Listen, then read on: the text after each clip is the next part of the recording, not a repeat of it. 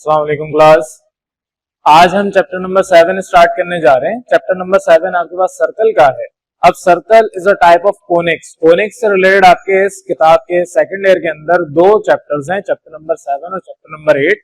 Chapter number 7 में आपने circle सीखना है और फिर चैप्टर नंबर 8 में आप सीखेंगे कि सर्कल की मजीद और टाइप्स हो जाती हैं। आपको सर्कल की हर टाइप नहीं होती, लेकिन इसमें आपको पैराबोला आता है, एलिप्स आता है, हाइपरबोला आता है। तो ये तीनों क्या है वो ज़ाहिर नेक्स्ट चैप्टर में आप पढ़ेंगे। सर्कल क्या है? सर्कल इटसेल्फ आपने वैसे तो बचपन से पढ़ते आ रहे हैं। एक डायग्राम, एक ऐसी राउंड शेप फिगर होती है जिसका कोई ना कोई एक सेंट्रल पॉइंट होता है। उस सेंटर से लेके आपके सर्कल के ऊपर ये जो भी सर्कमफेरेंस ये सर्कल का है, सर्कल के आउटर जो पार्ट है ये सर्कमफेरेंस जिसको हम कहते हैं, इसमें कहीं भी पॉइंट ले लें, सेंटर से लेके वो पॉइंट ये इक्विडिस्टेंट कहलाते हैं। इक्विडिस्टेंट का मतलब इक्वल डिस्टेंस पे होंगे। यानी कि अगर मैं ये सेंटर पॉइंट कह रहा हूं, ए कॉमा बी मेरा सेंटर पॉइंट है, सी इसको नाम दे दें, और ये कोई भी पॉइंट एक्स कॉमा वाई है, तो आपके पास सी से लेके पी तक ये पॉइंट ए ले लें, ये पॉइंट बी ले लें, तो सी से लेके ए या सी से लेके बी या सी से लेके पी तक ये सारे पॉइंट इक्विडिस्टेंट होंगे। आपके पास ये इक्विडिस्टेंट पॉइंट को हम रेडियस कहते हैं। तो ऐसी गोल सी शेप, एक राउंड फिगर जिसमें आपके पास जितने भी पॉइंट्स हैं, जैसे कि यहाँ पर मैंने इतने सारे पॉइंट्स बनाए, ये सारे इक्विडिस्टेंट होंगे। तो ऐसे शेप को, ऐसी फिगर को आप सर्कल कहते हैं। अब सर्कल के अंदर कुछ इंपॉर्टेंट डेफिनेशंस होती हैं। जैसे ये आपके पास मैंने कहा रेडियस होता है, इसको मैं एक्सटेंड कर दूं, ये पॉइंट और ये पॉइंट, फॉर एग्जांपल ये पॉइंट लेट सपोज डी है, तो डी से लेके ए तक का डिस्टेंस ये डायमीटर है। इस डायमीटर का जो मिड पॉइंट है उसको मैंने सी का नाम दे दिया, ये आपके पास सेंटर ऑफ द सर्कल कहलाता है। ऐसी लाइन जो सेंटर ऑफ द सर्कल से पास होके निकले उसे आप डायमीटर कहते हैं। ऐसी लाइन जो सेंटर ऑफ सर्कल के बजाय कहीं से भी पास होके निकल जाए, ये आपके पास सेकंड कहलाती है। ऐसी लाइन जो आपके बिल्कुल टच करके निकले सर्कल को, ऐसी लाइन को आप कहते हैं टेंजेंट। तो ऐसा ऐसा आगे चल के हम ये सारी डिटेल में पढ़ेंगे कि कौन सी लाइन को क्या कहते हैं। आपके पास ये एक सर्कल की सिंपल सी फिगर है। अब सर्कल, जैसे आप कभी आइसक्रीम लेते हैं तो एक कोन आप इस तरीके से, उसके अंदर आइसक्रीम होती है। अब अगर उस कोन को बीच में से हाफ कट कर दें तो ये हिस्सा जो यहाँ पर आएगा ये आपके एक सर्कुलर फॉर्मेशन में होगा। ये जाहिर ऊपर भी सर्कुलर फॉर्मेशन में होता है, आपका सर्कल बना होता है। इसको अगर आप ऊपर से ऐसे देखेंगे तो आपको कुछ इस तरह की शेप नजर आएगी, एक सर्कल पूरा बकायदा नजर आएगा। तो कोनिक्स इसीलिए कि आपके पास एक सर्कुलर कोन जिसमें ये आपके पास मिड पॉइंट या सेंटर पॉइंट होता है, जो ये सेंटर पॉइंट यहाँ था, ये आपके पास एक एक्सिस की लाइन होती है, इसको हम दूसरा सेंटर के अलावा वर्टेक्स भी कहते हैं। तो यहाँ पर आपके पास ये डायग्राम ये मैं हाईलाइट कर रहा हूँ, ये ऊपर से देखने पर कुछ ऐसे सर्कल नजर आएगी। तो सर्कल आपके पास यहाँ पर इस चैप्टर नंबर 7 में हम डिस्कस करेंगे। अब इससे रिलेटेड कुछ इक्वेशंस हैं जो कि आपने इस्तेमाल करनी है, जैसे कि आपके पास स्टैंडर्ड इक्वेशन। तो अगर मेरे पास ये सेंटर पॉइंट है, फॉर एग्जांपल मैं कह रहा हूं सी, इसको ए कॉमा बी अगर आप कहते हैं, और दूसरा पॉइंट आपके पास लेट सपोज इसको हम टी कह लेते हैं, टी पॉइंट है एक्स कॉमा वाई। तो आपने डिस्टेंस फॉर्मूला पढ़ा है, सी से लेके पी तक का जो डिस्टेंस है ये रेडियस के बराबर है, और रेडियस आपके पास under root, distance formula apply कर रहे हैं, अंडर रूट एक्स माइनस ए whole square plus Y minus B whole square. अगर मैं स्क्वायर हटा दूं, स्क्वायरिंग बोथ साइड करूं, तो मेरे पास एक जनरल फॉर्मूला आ जाएगा, x माइनस ए का whole square plus y minus B का whole square equal to are square.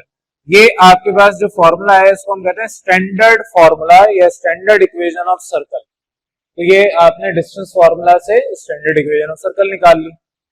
अब यहाँ पर आ जाए, आपके पास जो मैंने पीछे पढ़ाया है standard equation of circle. Standard equation of circle हमने डिस्टेंस फॉर्मूला से निकाल ली है। कैसे निकाली जाती है? ये स्टैंडर्ड इक्वेशन ऑफ सर्कल है। जब भी आपको सेंटर गिवन होगा, आपको रेडियस गिवन होगा, आप डायरेक्ट इक्वेशन ऑफ सर्कल निकाल सकते हैं। सिमिलरली अगर आपके पास सेंटर की वैल्यू गिवन है, सेंटर, लेकिन यहाँ पर अब जब हम जर्नल की बात करते हैं, एक तो होगी स्टैंडर्ड कि आपका सर्कल स्टैंडर्ड फॉर्म में ऐसा होना चाहिए। ये स्टैंडर्ड फॉर्म में जो सर्कल है इसके लिए एक कंडीशन लाजमी है कि आपका जो सेंटर पॉइंट है that should be on origin, या आपके पास दूसरी एक इक्वेशन आती है जर्नल इक्वेशन, ये कहीं पे भी सर्कल हो सकता है। अब ये सर्कल कहीं पे भी अगर ये ओरिजिन पे होगा तो जाहिर है 0,0 होगा, तो आपके पास x square plus Y square is equal to are square. अब आर स्क्वायर आपके पास कोई भी रेडियस का बन सकता है।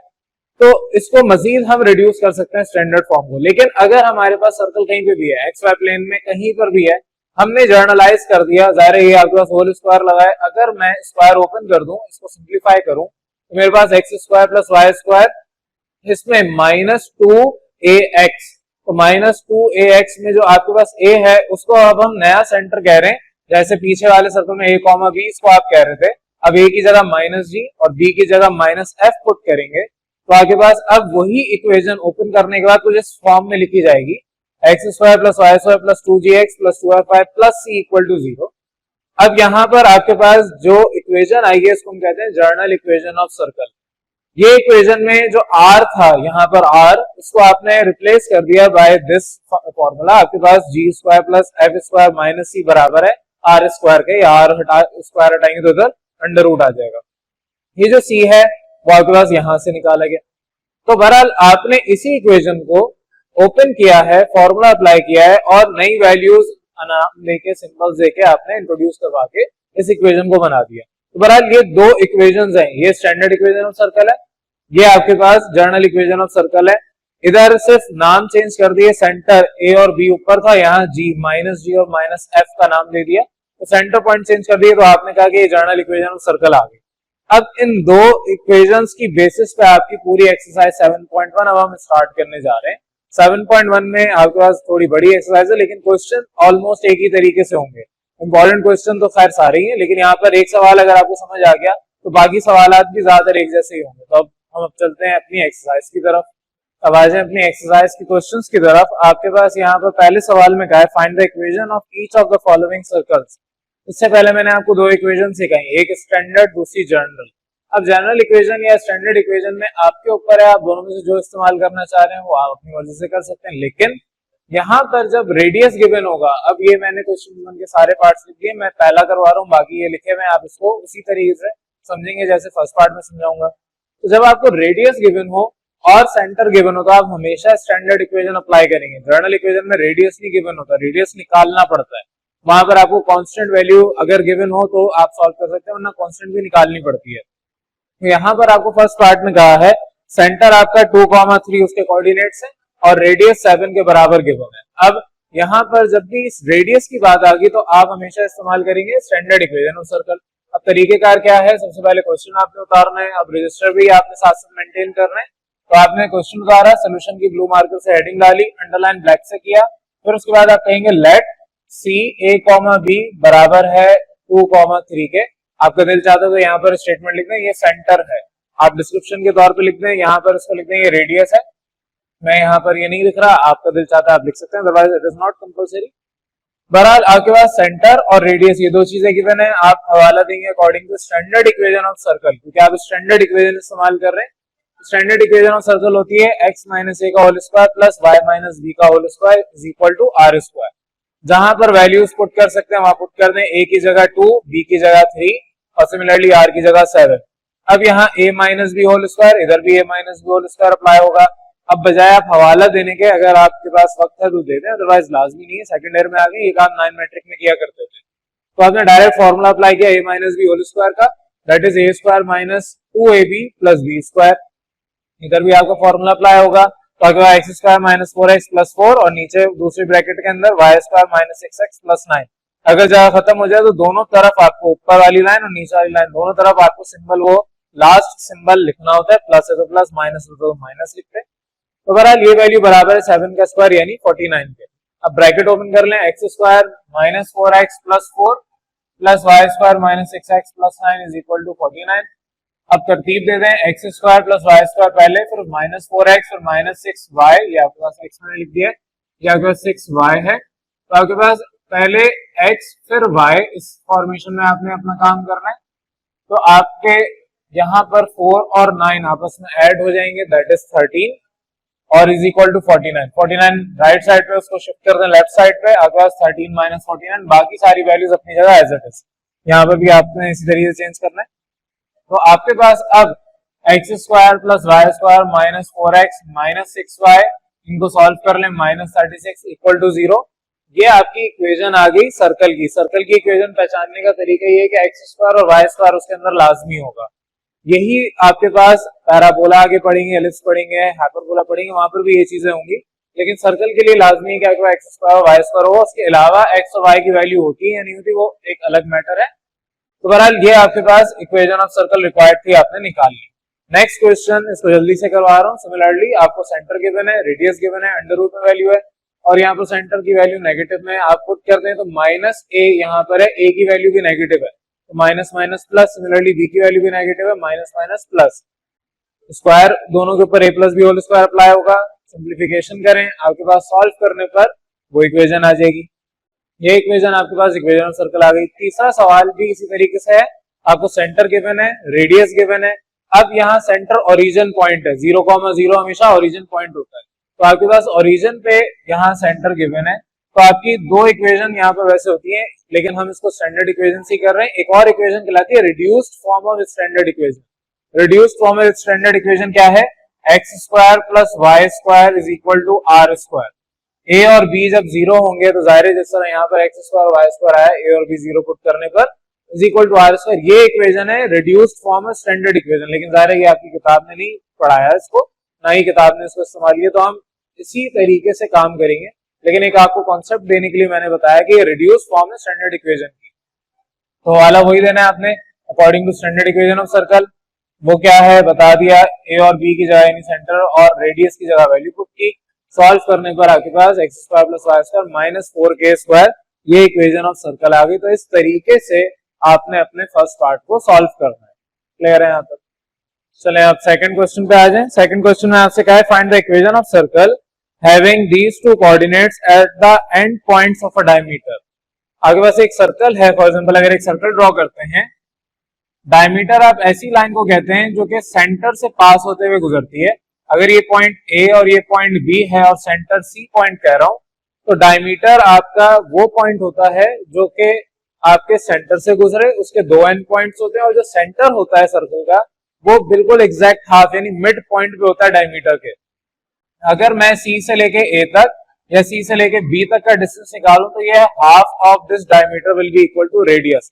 तो half of any diameter is called radius. तो यहाँ पर अब सवाल में जो आपको डाटा गिवन है उसके मुताबिक आपने सबसे पहले तो सोल्यूशन की प्रॉपर तरीके से हेडिंग डालनी है। मैं एक सवाल आपको करवाया था, बाकी आपको उसी तरीके से करना है। आपने सोल्यूशन की हेडिंग डालनी है, फिर लेट करना है a x1 y1 b x2 y2, ये आपको वैल्यूज गिवन है। These a and d are the end points of the given diameter.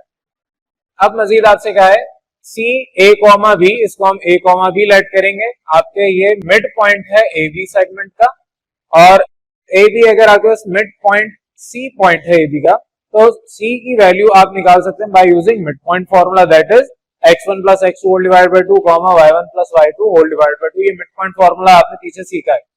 Simple values put कर दें। आपके पास x1 x2 की y1 y2 की वैल्यू पुट करेंगे। आपके पास x1 माइनस 5 है, x2 3 है, सिमिलरली y1 6 है और y2 आपका माइनस 4 है। जो वैल्यू पुट करेंगे आपके पास ये इस तरीके से सॉल्व होगा, माइनस 5 और प्लस 3 माइनस 2, 6 माइनस 4 ये भी प्लस 2 होता है। तो आपके पास 2 और ये 2 आपस में एक ही टेबल में आते हैं, कैंसिल हो गया, एक माइनस 1 दूसरा प्लस 1 आंसर दे देगा। तो आपके पास माइनस 1 कॉमा 1 ये सेंटर पॉइंट आ गया, centre of the circle. Next पे आ जाए। अब आपने सेंटर जब निकाल लिया तो रेडियस निकालना सेकंड स्टेप है, क्योंकि रेडियस भी आपको चाहिए अगर आपको स्टैंडर्ड इक्वेशन इस्तेमाल करनी है। स्टैंडर्ड इक्वेशन में आपको सेंटर चाहिए और दूसरा रेडियस चाहिए। रेडियस के लिए आप कह रहे हैं कि सिंस आर, अगर रेडियस हम कह रहे हैं तो रेडियस सी से लेके ए तक, सी से लेके ए तक के पॉइंट को भी रेडियस कहा जा सकता है, सी से लेके बी तक के पॉइंट को भी रेडियस कहा जा सकता है। तो हमने डिस्टेंस फॉर्मूला इस्तेमाल करते हुए रेडियस सी से लेके ए तक मैंने यहाँ पे सॉल्व करवाया।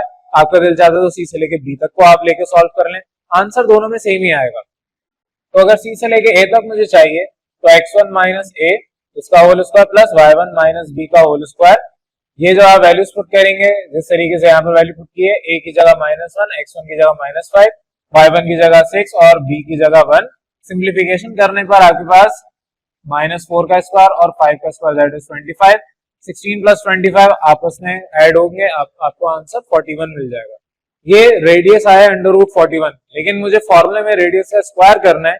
आपकी मर्जी, आप यहाँ तक भी छोड़ सकते हैं, लेकिन स्क्वायर कर लें तो आगे आप डायरेक्ट स्क्वायर पुट करेंगे। तो रेडियस का स्क्वायर ले लें, रूट और स्क्वायर कैंसिल होकर आपको 41 मिल जाएगा। तो आर स्क्वायर की वैल्यू 41 आ गई। अब आप एंड में इस्तेमाल करेंगे अपनी स्टैंडर्ड इक्वेशन, हम जनरल इक्वेशन भी इस्तेमाल कर सकते थे, लेकिन फिर उसके लिए मुझे सी की वैल्यू चाहिए होती, सी निकालना होता। तो अभी तक क्योंकि हम उधर तक आए नहीं है, तो हम अपनी स्टैंडर्ड इक्वेशन का ही हवाला देके उसको इस्तेमाल कर रहे हैं। स्टैंडर्ड इक्वेशन क्या होती है, X minus A whole square plus Y minus B whole square is equal to are square.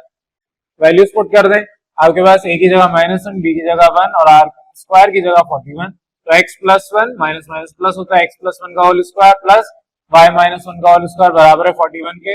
इधर a plus B whole square, इधर a minus B whole square formula apply होगा। तो आपके पास a square plus 2ab plus b square, similarly a square minus 2ab plus b square. Simplify कर लें, x square plus y square एक साथ, plus 2x minus 2y अलग से, 1 प्लस 1 2 होता है बराबर है ये 41 के। 41 को लेफ्ट साइड पे भेजें तो यहाँ प्लस है, इधर आगे माइनस हो जाएगा। आपके पास 2 माइनस 41, एंड में ये इक्वेशन आएगी X square plus Y square plus 2x minus 2y minus 39 equal to 0।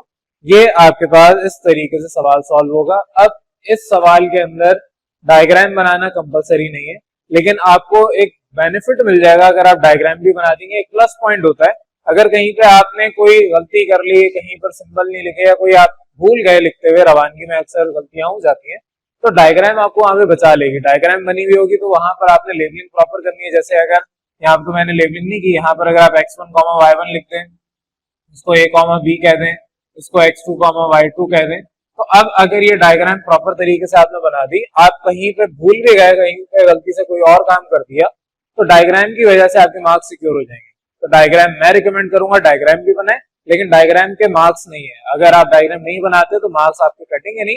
हाँ, कुछ सवाल है जहां पर डायग्राम बनती है, वहां पर उसके मार्क्स भी होते हैं, वहां पर आपको बनाने। इस सवाल की बात करें तो उधर मार्क्स नहीं है, तो ये डायग्राम आपने इधर बनानी है यहाँ पर। तो वहां तो मैंने आपको समझाने के लिए साथ साथ बनाई है, आप अपने सोल्यूशन करते वक्त यहाँ पर डायग्राम अपनी नोट करेंगे। तो ये सवाल नंबर आपका क्वेश्चन नंबर 2 था, सिंपल सा। अब नेक्स्ट क्वेश्चन की तरफ आ रहे हैं, चलें अब थर्ड पार्ट देख लें। थर्ड क्वेश्चन आपसे कहा है, find the equation of the circle having the centre at the origin. आपके पास ओरिजिन पे सेंटर है और आपसे कहा है कंटेनिंग द पॉइंट 3, -4। एक सर्कल आपको गिवन है जिसमें सेंटर जो उसका सर्कल का है ये ओरिजिन पे, ओरिजिन का कोऑर्डिनेट आपको पता होने चाहिए 0, 0 होते हैं। ये जो सेंटर आपका ओरिजिन पे गिवन है, यहां से लेके इस सरकमफेरेंस पे एक पॉइंट गिवन है, ये पॉइंट P है 3, -4 फॉर एग्जांपल, इसकी वैल्यू गिवन है। आपको रेडियस यहां से खुद निकालना है। तो जिस तरह क्वेश्चन नंबर 2 आपने किया उसी तरीके से ये वाला सवाल भी है। अब ये मैं जल्दी से करवा रहा हूँ क्योंकि ये सारा सवाल पिछले सवाल में मैं डिस्कस कर चुका हूँ। सवाल आपके पास गिवन है, सोल्यूशन की हेडिंग डालेंगे, ये सारे लवाजमात अब आपको खुद पूरे करने हैं। सोल्यूशन की हेडिंग डालनी है, ब्लैक से आपने अंडरलाइन करना है, लेट करना है P x1 y1, ये आपका गिवन पॉइंट है दैट इज 3, -4। ये आपका पॉइंट है on the circumference of the circle और इसका सेंटर एट ओरिजिन गिवन है दैट इज आपके C A, B 0, 0 होगा। सेंटर हम हर सवाल के अंदर A, B ले रहे हैं जहां पर भी हमें स्टैंडर्ड इक्वेशन अप्लाई करनी है। मजीद आपके कहा है R अगर हम रेडियस कह रहे हैं सच दैट आपके पास C से लेके P तक का डिस्टेंस, यहाँ जो मैंने डायग्राम बनाई, C से लेके P तक का डिस्टेंस ये रेडियस है। तो C से लेके P तक के डिस्टेंस के लिए आपको कोऑर्डिनेट्स भी वैसे गिवन है। आपने बाय यूजिंग डिस्टेंस फार्मूला क्या होता है, under root x minus a का होल स्क्वायर। अब x1 है तो x1 माइनस a का होल स्क्वायर, इसके कोऑर्डिनेट माइनस इसके कोऑर्डिनेट, तो x1 माइनस a का whole square plus y1 minus b का होल स्क्वायर। वैल्यूज पुट करना है, x1 की जगह 3, a की जगह 0, सिमिलरली y1 की जगह -4 और b की जगह 0। सिंप्लीफाई करेंगे, रेडियस की वैल्यू आपके पास आ रही है अंडर रूट 25 यानी कि 5।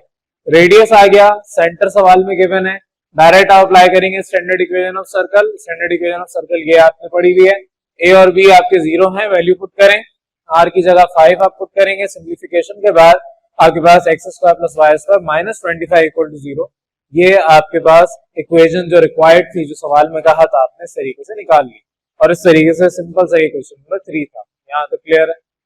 चले अब इसके आगे आ जाए, क्वेश्चन नंबर 4। क्वेश्चन नंबर 4 में आपसे कहा है find the centre and radius of each of the following circles. आपको यहाँ पर 5 पार्ट्स गिवन है, इसमें आपको रेडियस भी बताना है और सेंटर की वैल्यू भी बतानी है, सेंटर ऑफ द सर्कल। मजीद आपसे कहा draw the figure. Figure draw करने की जरूरत नहीं है, ना ये एग्जाम में आता है, तो मैं आपको फिगर नहीं बना के दिखा रहा। अदरवाइज अगर आपको बनाने का दिल चाहता है तो आप बना सकते हैं। आपको सिर्फ एक सर्कल ड्रॉ करना है, सेंटर मेंशन करना है, रेडियस बताना है उसका कितना है, तो इस तरीके से आपके पास फिगर भी बन जाएगी। तो जिस तरह पीछे के सवालात में मैंने बनाई उसी तरह इधर भी बना सकते हैं, मैं फिगर नहीं बना। तो बहरहाल आपके पास यहाँ पर question number 4 first part discuss कर रहा हूँ। पहला सवाल प्रॉपर तरीके से करवा देता हूँ, उसके बाद फिर आगे आपने उसी तरीके से करना है। सोल्यूशन की आपने ब्लू मार्कर से हेडिंग डालनी है, अंडरलाइन ब्लैक से करेंगे। इधर आपका दिल चाहता है तो लिख दें since given that the equation of circle is, otherwise ना भी दें, कोई लाउज भी नहीं है। लेकिन बहरहाल यहाँ पर आपने दिल चाहते तो लिख दें since given that the equation of circle is, ये आपको इक्वेशन ऑफ सर्कल गिवन है। इसमें आपने तरतीब देनी है। तरतीब किस लिहाज से? जर्नल इक्वेशन के लिहाज से। जर्नल इक्वेशन पीछे हमने पढ़ी है x square plus Y square plus 2gx plus 2fy plus c equal to 0। इस फॉर्म में अपनी गिवन इक्वेशन को आप अरेंज कर दें। तो यहाँ पर मेरे पास x square plus Y square इसी तरीके से माइनस 2x, क्योंकि मुझे यहाँ पर प्लस 2gx की फॉर्म में लिखना है, तो यहाँ पर माइनस के बजाय प्लस 2, फिर ब्रैकेट में -1, क्योंकि जब -1 इधर बाहर जाके मल्टीप्लाई हो तो वापस ऊपर वाली वैल्यू दे देगा, तो -2x वापस आ जाएगा। इस तरीके से आपने लिख दिया। सिमिलरली 6y को आप 2 इंटू 3y भी लिख सकते हैं। जब आप उसको मल्टीप्लाई करेंगे वापस ऊपर वाली वैल्यू आ जाएगी। प्लस c आपके पास -15 है तो माइनस प्लस माइनस।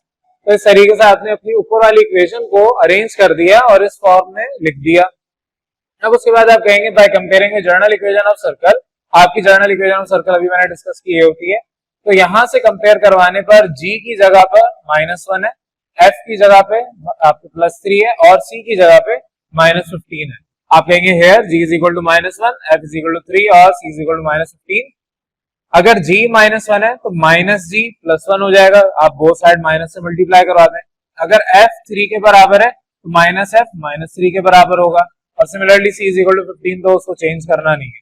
नेक्स्ट पे आ जाए सेंटर। अब क्योंकि दो चीजें कही थी सवाल में, एक आपसे कहा था सेंटर निकालें, दूसरा आपसे कहा था कि रेडियस बताएं। तो सेंटर आपके पास क्या होता है? -g -f। अगर आपने जर्नल इक्वेशन के हिसाब से लिखा है तो -g -f, this is the centre of the circle. इसकी वैल्यू आ रही है 1, -3, -g 1 है और -f -3 है, 1, -3 is the centre. Similarly second आपका रेडियस। रेडियस के लिए पीछे मैंने आपको फॉर्मूला याद करवाया था, लिखवाया था √g² plus f² minus c²। ये आपके पास रेडियस का फॉर्मूला, ये आपको याद करना है। ये आया कहां से? स्टैंडर्ड इक्वेशन ऑफ सर्कल को आप ओपन कर लें, वहां पर आपने रेडियस को इनक्लोज किया था c की फॉर्म में, तो c आपने जो फॉर्मूला वहां अप्लाई किया था उसी को रीअरेंज कर दें, ये फॉर्मूला आ जाता है। तो बहरहाल आपको ये फॉर्मूला याद करना है, कहां से आया उसकी डेरिवेशन मैंने अभी नहीं करवाई है, लेकिन आपकी किताब में हुई है। तो बहरहाल वैल्यूज पुट कर दें, g और f की जगह उनकी वैल्यू -1 और 3, c की जगह -15, सिंप्लीफाई करें, -1 का स्क्वायर +1, 3 का स्क्वायर 9, माइनस माइनस प्लस 15, आगे पास 25, r की वैल्यू आ गई 5 यूनिट्स। तो r आपके पास आ रहा है रेडियस 5 यूनिट्स के बराबर। यही सवाल में कहा था, आपने ये दोनों काम करके निकाल लिए। अगर सवाल में मजीद आता है कि डायग्राम भी बनाए, डायग्राम आपको सिंपल सी बनानी है, सर्कल आपके पास ड्रॉ होगा। अब ये क्योंकि प्रॉपर मेजर करके बनानी है, अब यहाँ मेंशन नहीं किया प्रॉपर मेजर करके बनानी है, सिर्फ ड्रॉ करना है, सिर्फ ड्रॉ भी कर दें।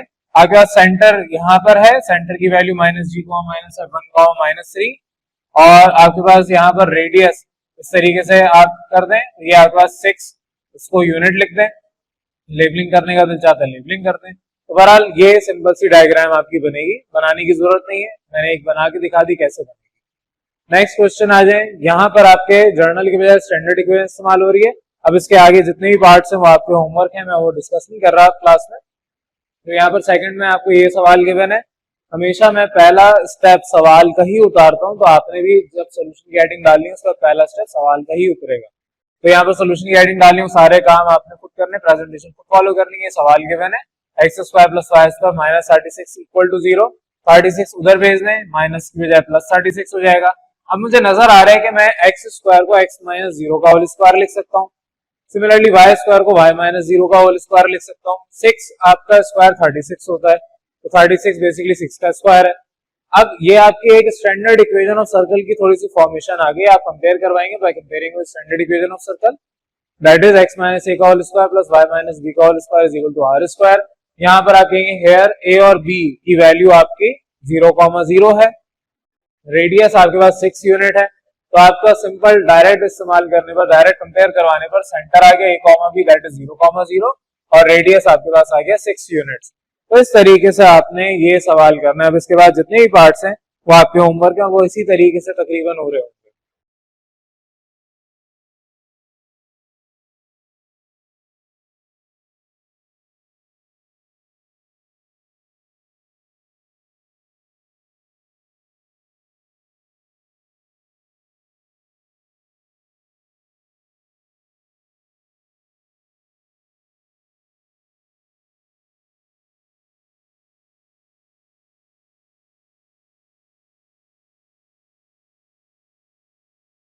अस्सलाम वालेकुम क्लास। अब आज हम आगे का काम कंटिन्यू कर रहे हैं। लास्ट क्लास हमने क्वेश्चन नंबर 4 तक के सारे पार्ट्स डिस्कस कर लिए थे। अब हम क्वेश्चन नंबर 5 से ऑनवर्ड काम कर रहे हैं। क्वेश्चन नंबर 5 ये थोड़ा सा बड़ा है, उसके आगे के सवाल भी सारे थोड़े से बड़े ही हैं। इधर आपसे क्या है क्वेश्चन नंबर 5 में, find the circle through the points given.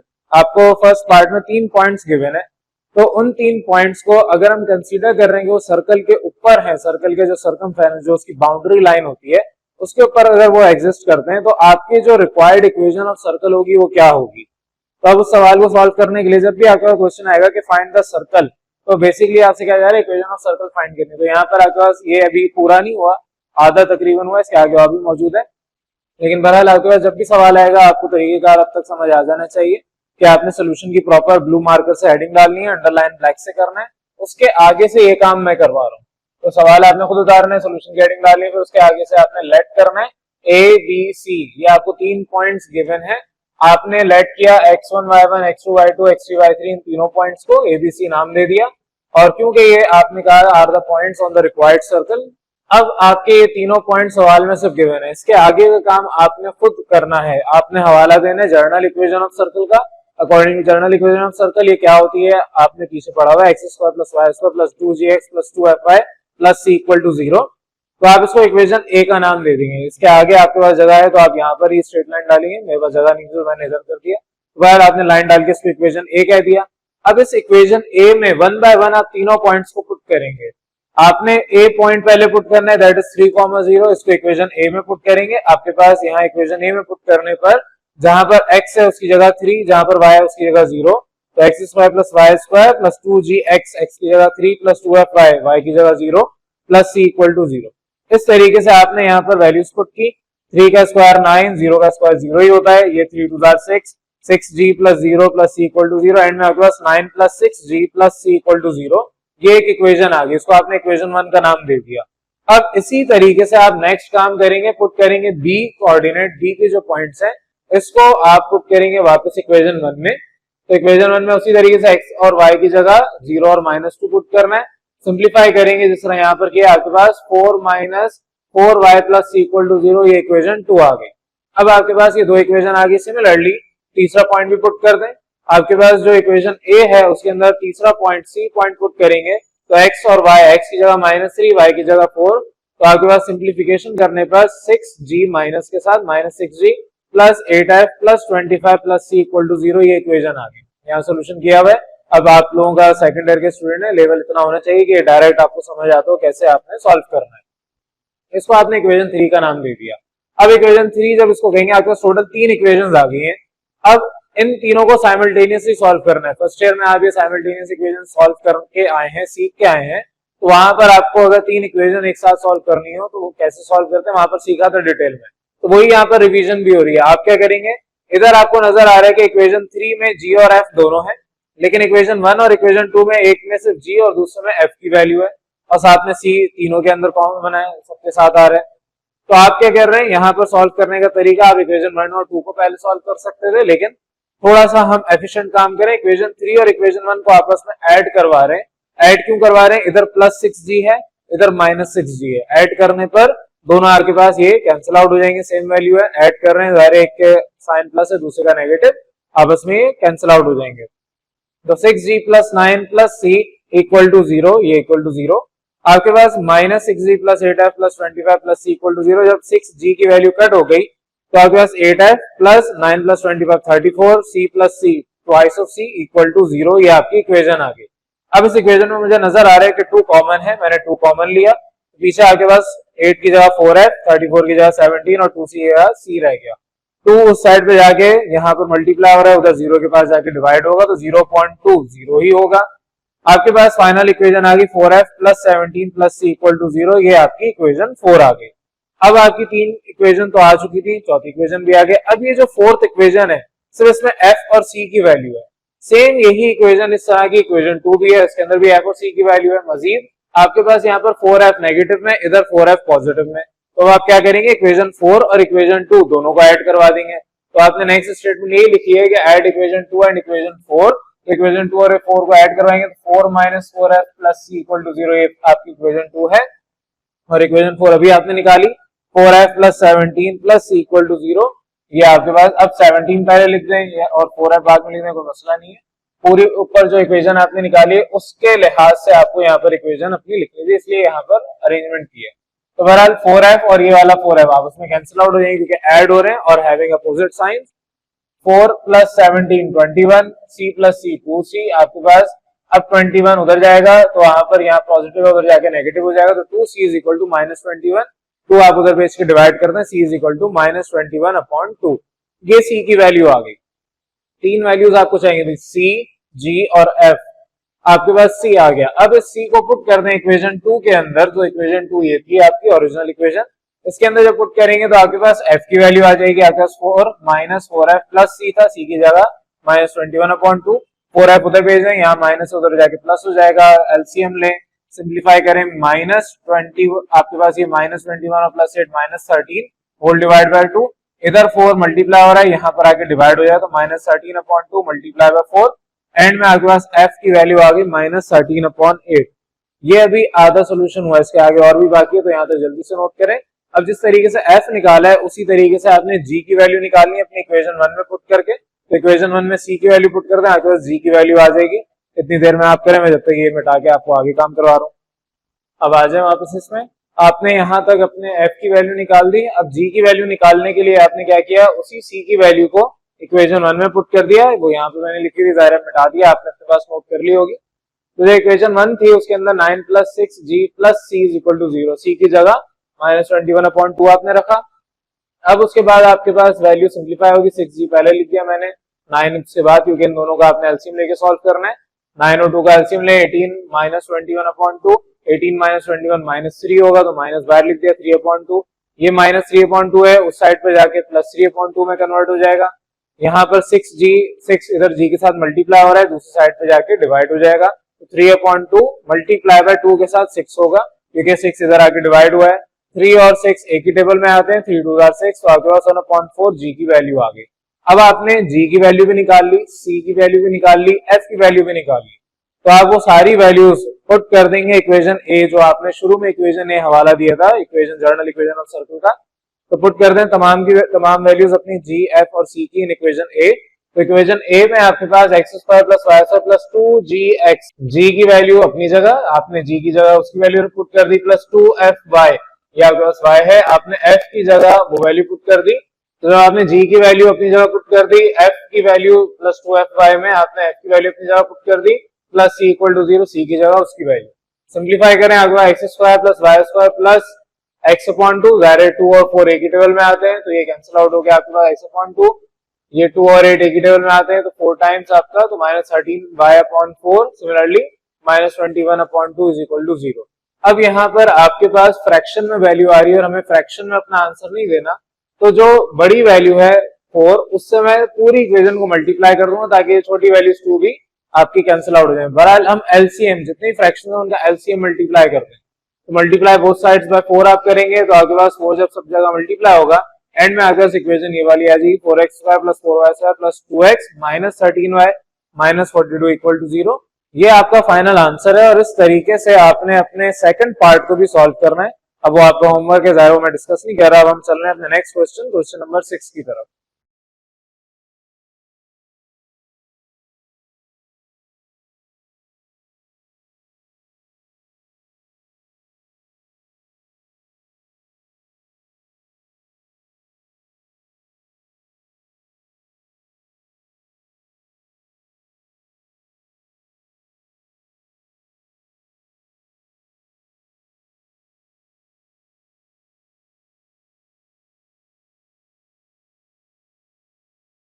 अब आ जाए अपने 6 क्वेश्चन के पार्ट्स डिस्कस कर लेते हैं। 6 क्वेश्चन में आप लोगों को कहा है कि prove that the equation of the circle.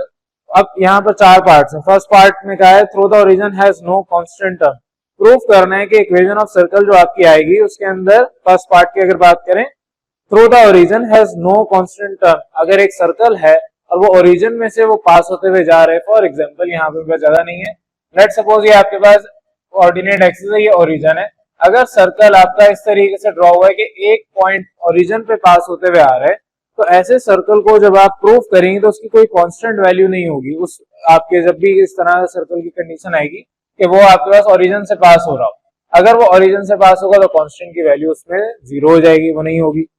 तो यहाँ पर एक सवाल मैं करवा रहा हूँ, बाकी पार्ट सिमिलर से हैं, ऑल्दो मैंने यहाँ पर करवा दिए हैं, लेकिन ये आप इसको पढ़ेंगे तो आपको समझ आ जाएगा। फर्स्ट पार्ट पे आ रहे हैं। फर्स्ट पार्ट में आपसे कहा है कि आपके पास ओरिजिन पे से सर्कल पास होना चाहिए। तो ओरिजिन से अगर सर्कल पास हो रहा है तो सेंटर ऑफ द सर्कल कहीं और होगा। सबसे पहले तरीकेकार वही सवाल उतारना है, उसके बाद सोल्यूशन की ब्लू मार्कर से प्रॉपर हेडिंग डालनी है, फिर अंडरलाइन ब्लैक से करना है, और उसके बाद ये जो मैं काम करवाता हूँ सोल्यूशन उसके आगे से होता है। तो सोल्यूशन की हेडिंग डाल के आपने यहाँ से काम करना है, ब्लू पेन से जाहिर है ये सारा काम होगा। आपने लिखना है according to general equation of circle, आप हवाला देंगे। जर्नल इक्वेशन ऑफ सर्कल आपको पता है क्या होती है, इसको इक्वेशन ए कहते हैं, इक्वेशन ए कहते हैं, इक्वेशन 1 कहते हैं, आपकी मर्जी है।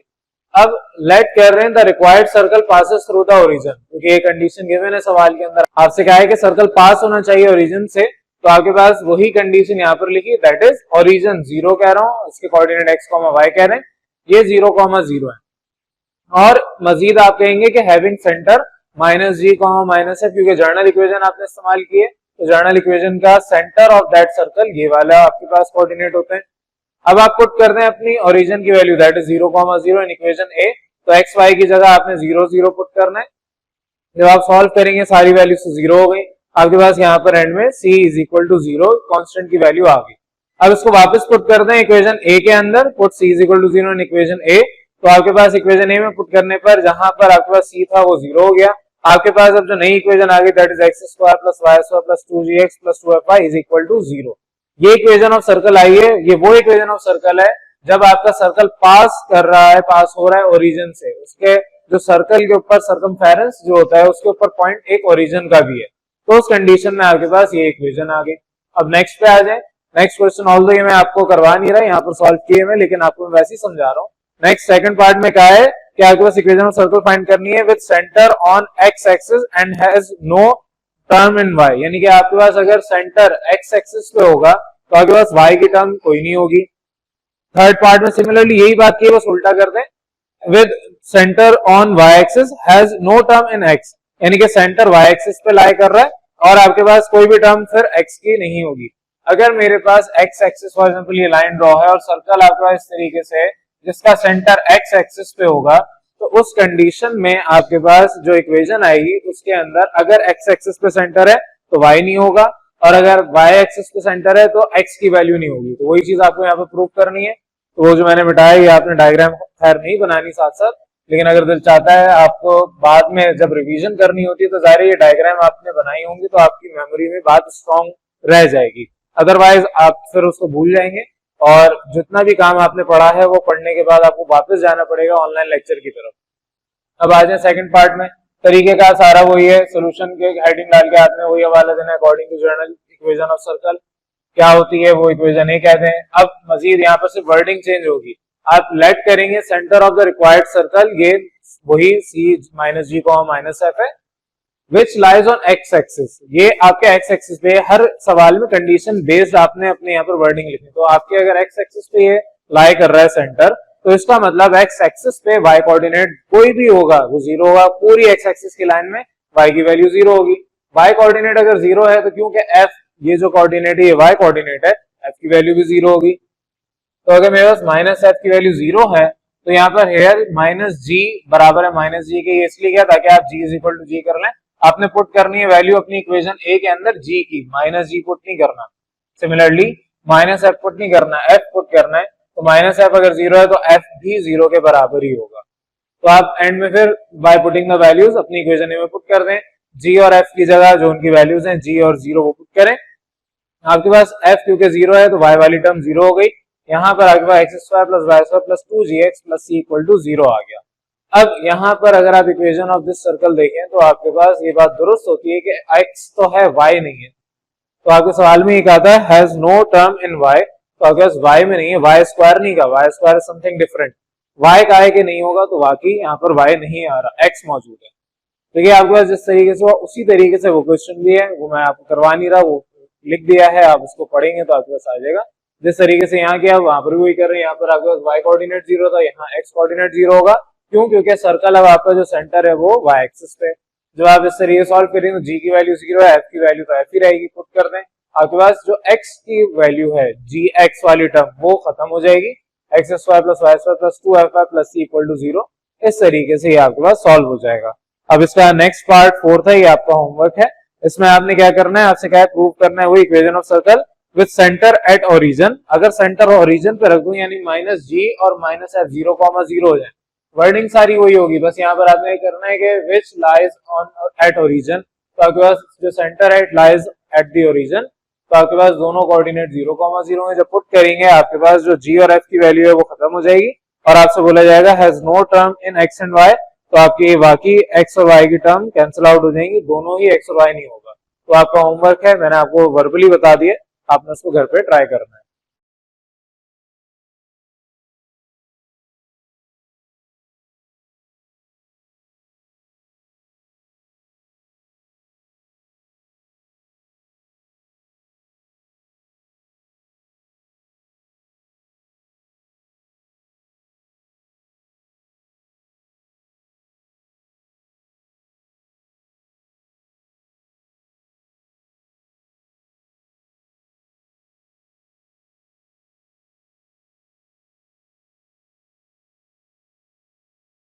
चले अब अपने नेक्स्ट क्वेश्चन पे आ जाएं। इससे पहले क्वेश्चन नंबर 7 आपको मैंने होमवर्क के लिए दे दिया है।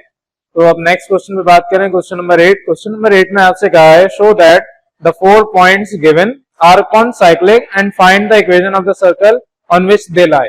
आपको 4 पॉइंट्स गिवन है। एक सर्कल अगर मैं ड्रॉ करता हूं, सर्कल के ऊपर ये 4 पॉइंट्स अगर आ रहे हैं तो ऐसे चारों पॉइंट्स को आप कॉनसाइक्लिक कहते हैं। यानी कि एक साइकिल में, एक सर्कल में आपके पास चारों पॉइंट्स अगर उस सर्कल में लाई करते हैं तो उन चारों पॉइंट्स को आप कॉनसाइक्लिक कहेंगे। ये बात आपको प्रूफ करनी है। अब आपके यहाँ पर इक्वेशन नहीं गिवन, कुछ नहीं गिवन, सिर्फ 4 पॉइंट्स गिवन है और कह दिया कि ये आपके कॉनसाइक्लिक हैं। ये प्रूफ करके भी बताएं और फिर उसके बाद इक्वेशन ऑफ सर्कल भी फाइंड आउट करें। तो सबसे पहला काम जो अब तक किया कि इक्वेशन ऑफ सर्कल आपको निकालने का जो प्रोसीजर मैंने आपको सिखाया, जो मेथड आपको सिखाया है, उसी के थ्रू आपने ये सारा काम करना है। आपको मैंने अब तक जितने भी सवाल कराए उसके अंदर एक सिंपल पैटर्न था।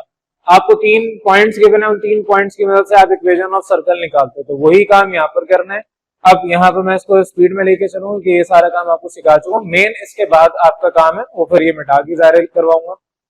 तरीकेकार सोल्यूशन की हेडिंग डालेंगे, लेट करेंगे ए बी सी डी, क्योंकि यहाँ 4 पॉइंट्स गिवन है। तो ए बी सी तो आपकी रिक्वायरमेंट है, वो तो आपको चाहिए ताकि इक्वेशन ऑफ सर्कल है। डी आपको इसलिए गिवन है कि ताकि आप प्रूफ करके बताएं कि आपके पास ये चारों पॉइंट कॉनसाइक्लिक हैं या नहीं।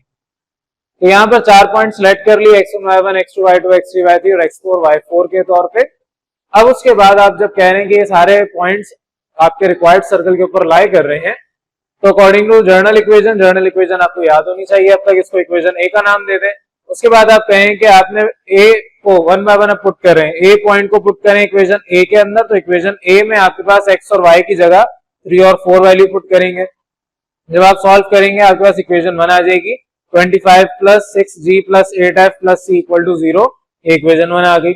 सिमिलरली बी पॉइंट पुट करेंगे इक्वेशन ए के अंदर, तो -1 और -4 ये एक्स और वाई की वैल्यू है। तो इक्वेशन ए के अंदर पुट करेंगे, सिंप्लीफाई करेंगे, 17 minus 2g minus 8f plus c equal to 0।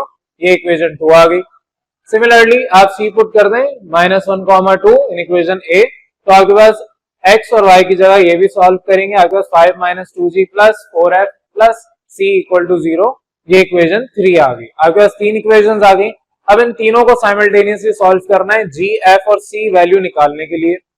तो मैं इक्वेशन 2 और इक्वेशन 3 को आपस में सब्ट्रैक्ट करूंगा तो मेरे पास c भी कैंसिल हो जाएगा और मेरे पास जो 2g है ये भी कैंसिल हो जाएगा। तो मैंने वही काम किया। जब आप सब्ट्रैक्ट करते हैं तो आपके पास जो साइन है ये वाले ये चेंज हो जाते हैं। तो यहाँ पर मेरा c इस c से कैंसिल होगा, 2g प्लस 2g ये भी आपस में कैंसिल हो जाएंगे। तो आपके पास 17 माइनस 5 12, 8 और -4 -12f ये वैल्यू आ गई। अब 12f उधर भेज दें, आपके पास 12 इज इक्वल 12f, f की वैल्यू 1 यहाँ पर जनरेट हो गई। अब जब f की वैल्यू आ गई, अब आप इसके बाद g और c की वैल्यू निकालेंगे। अगेन आप सब्ट्रैक्ट कर दें इक्वेशन 1 और इक्वेशन 2 को। तो इक्वेशन 1 और इक्वेशन 2 को जब सब्ट्रैक्ट करेंगे तो आपके पास यहाँ पर जो वैल्यू है यहाँ पर भी उसी तरीके जो साइन है ये चेंज होंगे और ये साइन चेंज होने के बाद सिर्फ यहाँ c कैंसिल आउट हो रहा है। तो आपके पास 25 माइनस 17 8 प्लस सिमिलरली ये 6 प्लस 2 8g और ये 16 है। यहाँ पर 8 कॉमन है, 8 कॉमन ले लें। आपके पास 8 कॉमन लेने पर 1 plus g plus 2f equal to 0। 8 उधर 0 के पास जाके डिवाइड होगा तो 0/8 0 ही होगा। f आपकी वैल्यू 1 है, आपने f की जगह 1 पुट कर दिया तो g प्लस 3 इक्वल टू 0 यानी g इज इक्वल टू -3। ये आपके पास फाइनल आंसर g का आ गया। अब जब f की वैल्यू और g की वैल्यू आपके पास दोनों आ गई, अब c की वैल्यू के ऊपर आएंगे। c के लिए आप वही सारी वैल्यूज पुट कर दें, इक्वेशन 1 2 3 किसी के अंदर भी मैंने इक्वेशन 1 में पुट कर दिया। सिंप्लीफाई करेंगे, c का आंसर -15 आएगा। यहां तक पीछे वाले क्वेश्चन जो हमने किए हैं उसके अंदर भी ये काम हम करते आए हैं। तो अब जब तीनों वैल्यूज आ गई तो आपके पास इन तीनों को पुट कर दें इक्वेशन ए के अंदर। तो इक्वेशन ए में पुट करने पर आपके पास ये इक्वेशन आ गई, इक्वेशन 4 इसको नाम दे देंगे। ये equation of your required circle है। लेकिन यहाँ तक काम खत्म नहीं हुआ। आपसे कहा था ये दो चीजें कही थी, एक आपसे कहा था प्रूव करें कि ये कौन साइक्लिक है, और दूसरा आपसे कहा था कि इक्वेशन ऑफ सर्कल फाइंड करके बताएं। तो इक्वेशन ऑफ सर्कल फाइंड करने के लिए अभी हम काम कर रहे हैं।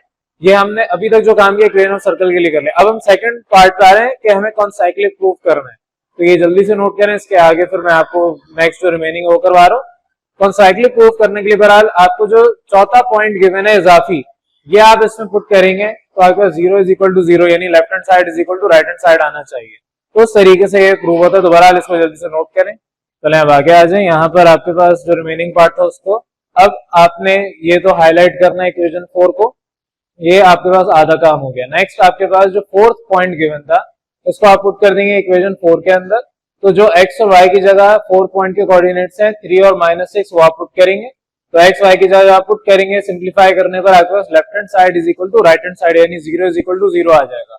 ये कंडीशन तब अप्लाई होती है जब आपको सेटिस्फाई करनी हो अपनी इक्वेशन को। तो इक्वेशन सेटिस्फाई करने का मतलब ये होता है कि आपके पास जो ये पॉइंट है ये आपकी इक्वेशन का एक कोऑर्डिनेट है, इक्वेशन का एक सोल्यूशन सेट है। तो यहाँ पर आपके पास अगर ये कंडीशन सेटिस्फाई हो रही है तो आप कहेंगे hence the given 4 points are concyclic, क्योंकि जो इक्वेशन आई है वो पिछले 3 पॉइंट से आई है और चौथा पॉइंट पुट करने पर आपके पास यहाँ पर जो इक्वेशन है वो सेटिस्फाई हो जाती है। तो इस तरीके से आप यहाँ पर अपना आंसर फाइनल करेंगे और ये आपके पास सिंपल क्वेश्चन नंबर 8 है। अब इससे मिलते जुलते जो क्वेश्चन है वो आपने घर पे ट्राई करना है, फिर हम इसके बाद नेक्स्ट क्लास में काम करेंगे। अस्सलाम वालेकुम क्लास, आज आप लोगों का आगे काम करवा रहा हूँ। नेक्स्ट आपके पास क्वेश्चन है, क्वेश्चन नंबर 8 तक वैसे हम कर चुके थे, क्वेश्चन नंबर 9 से ऑनवर्ड काम कर रहे हैं। क्वेश्चन नंबर 9 में आपसे कहा है prove that the point given lies outside the circle. अब आपको सर्कल की इक्वेशन गिवन है और कहा है कि जो पॉइंट है ये बताएं कि आउटसाइड द सर्कल लाई कर रहा है, इसको प्रूव करें। अब यहाँ पर 3 कंडीशन आती है। अगर आपके पास जो वैल्यू कांस्टेंट की है, ज़ाहिर है यहाँ पर कांस्टेंट राइट साइड पे है, अगर नहीं होगा तो आप शिफ्ट कर देंगे, अगर नहीं भी है तो 0 होगा। तो यहाँ पर कांस्टेंट से अगर ग्रेटर वैल्यू आ रही है तो आउटसाइड है, अगर इक्वल टू आ रही है तो ऑन द सर्कल है, सर्कल का जो सरकमफेरेंस होता है उसके ऊपर है, और अगर लेस देन इस कांस्टेंट की वैल्यू आ रही है, कांस्टेंट कुछ भी हो सकता है, 0 भी हो सकता है या कोई नंबर हो सकता है, अगर उससे लेस वैल्यू आ रही है लेफ्ट साइड की तो इसका मतलब सर्कल के अंदर वो पॉइंट लाया करता है। क्योंकि आपसे कहा सवाल में कि आउटसाइड द सर्कल है तो ये ग्रेटर वैल्यू होनी चाहिए। तो इसी चीज को प्रूव करना है। तरीकेकार यहाँ पर प्रूफ करना है तो प्रूफ की हेडिंग डालेगी, प्रूफ आपने ब्लू मार्कर से हेडिंग डालनी है, अंडरलाइन ब्लैक से करना है। उसके आगे सारा ब्लू पेन से काम करेंगे। आपने लेट किया a x, y, वैल्यू ये पॉइंट गिवन है 5, -7.5, ये पॉइंट आपको गिवन है। सिंस इक्वेशन ऑफ सर्कल आपकी ये गिवन है जो कि सवाल के अंदर आपको ऑलरेडी बताया हुआ है कि x² + y² -4x + 2y = 44। Constant यहाँ पर पहले से, अगर नहीं होगा तो आप उधर भेज देंगे। By putting all the values आपने x और y की जगह ये पॉइंट की वैल्यू पुट कर दी। सिंप्लीफाई करेंगे, सॉल्व करने पर आपके पास आंसर आया 46.25 लेफ्ट साइड पे, राइट साइड आपकी 44 है। ये 46.25 क्योंकि बड़ी है 44 से तो आप यही बात यहाँ पर कहेंगे 46.25 इज ग्रेटर देन 44। अब अगर ग्रेटर देन है तो इसका मतलब पॉइंट आउटसाइड द सर्कल लाई करता है, अगर ये लेस देन होता तो पॉइंट इनसाइड द सर्कल होता, और अगर एग्जैक्ट वैल्यू आती, सेम वैल्यू आती, इक्वल आता, तो आप कहते हैं कि ये जो आपके पास सर्कल है इसके ऊपर, इसके सरकमफेरेंस के जो आउटर शेप है उसके ऊपर ये पॉइंट लाई करता है। तो यही बात आपसे सवाल में गई थी, तो अब मैं यहाँ पे प्रूफ कर दिया, hence the given point lies outside the given circle. इसी तरीके से नेक्स्ट क्वेश्चन आपके पास है, क्वेश्चन नंबर 10।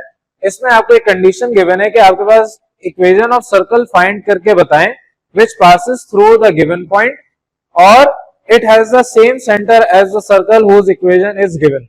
सवाल में आपको क्या कहा है एक सर्कल गिवन है जिसकी इक्वेशन ये गिवन है, ये बाहर वाला सर्कल जो बड़ा बनाया है इसकी इक्वेशन गिवन है। आपसे कहा है कि इस सर्कल का जो सेंटर है और जो आपको सर्कल रिक्वायर्ड है, ये जो छोटा सर्कल बनाया है ये रिक्वायर्ड है, इसका सेंटर और ये बड़े वाले सेंटर का, इस बड़े वाले सर्कल का सेंटर सेम है। तो दोनों सर्कल का सेंटर जब सेम होता है तो उस सेंटर को हम कहते हैं कॉन्सेंट्रिक है ये। तो दोनों सर्कल आपस में अगर कॉन्सेंट्रिक होंगे इट मींस कि दोनों का सेंटर सेम है। तो अगर मेरे पास यहाँ पर सेंटर पॉइंट इसका और सेंटर पॉइंट आपके बड़े वाले सर्कल दोनों का सेम है तो कॉन्सेंट्रिक कंडीशन आ गई। मजीद सवाल में कहा है कि जो आपकी रिक्वायर्ड इक्वेशन है सर्कल की, जो छोटा वाला सर्कल है उसकी इक्वेशन आपकी रिक्वायर्ड है, इस छोटे सर्कल के ऊपर एक पॉइंट है -2, -4, ये डाटा गिवन है। अब इस डाटा को देखते हुए आपने सवाल सॉल्व करना है। तो सबसे पहले क्या करेंगे, सोल्यूशन की हेडिंग डालेंगे, फिर लेट करेंगे a x1 y1, ये आपके पास पॉइंट है ऑन द रिक्वायर्ड सर्कल। मजीद सिंस गिवन दैट ये जो आपके पास इक्वेशन है x² + y² - 4x - 6y - 23 = 0, ये इक्वेशन है ऑफ द गिवन सर्कल। अब इस इक्वेशन को आप ब्रेक कर दें जर्नल इक्वेशन की फॉर्म में। अब x² + y² + 2gx, ये जो g वैल्यू गिवन है आपने यहाँ पर -2 जो लिखा है वो g रिप्रेजेंट कर रहा है basically, +2fy + c = 0, general equation की फॉर्म में अपनी इक्वेशन को आपने लिख दिया। अब आप कहेंगे bye comparing with journal equation of circle, general equation of circle आपको याद होनी चाहिए, इसको इक्वेशन ए कहते हैं। यहां से आप कंक्लूड करेंगे कि आपके पास ये वैल्यू g की है और ये वैल्यू f की है, तो g -2 है, f -3 है, c वैसे जरूरत नहीं है यहाँ पर, लेकिन c की वैल्यू आपका दिल चाहता है लिख दें -23। तो अगर ये g -2 है तो -g +2 के बराबर है, f अगर -3 है तो -f 3 के बराबर है। अब g और f की वैल्यू आपके पास आ गई।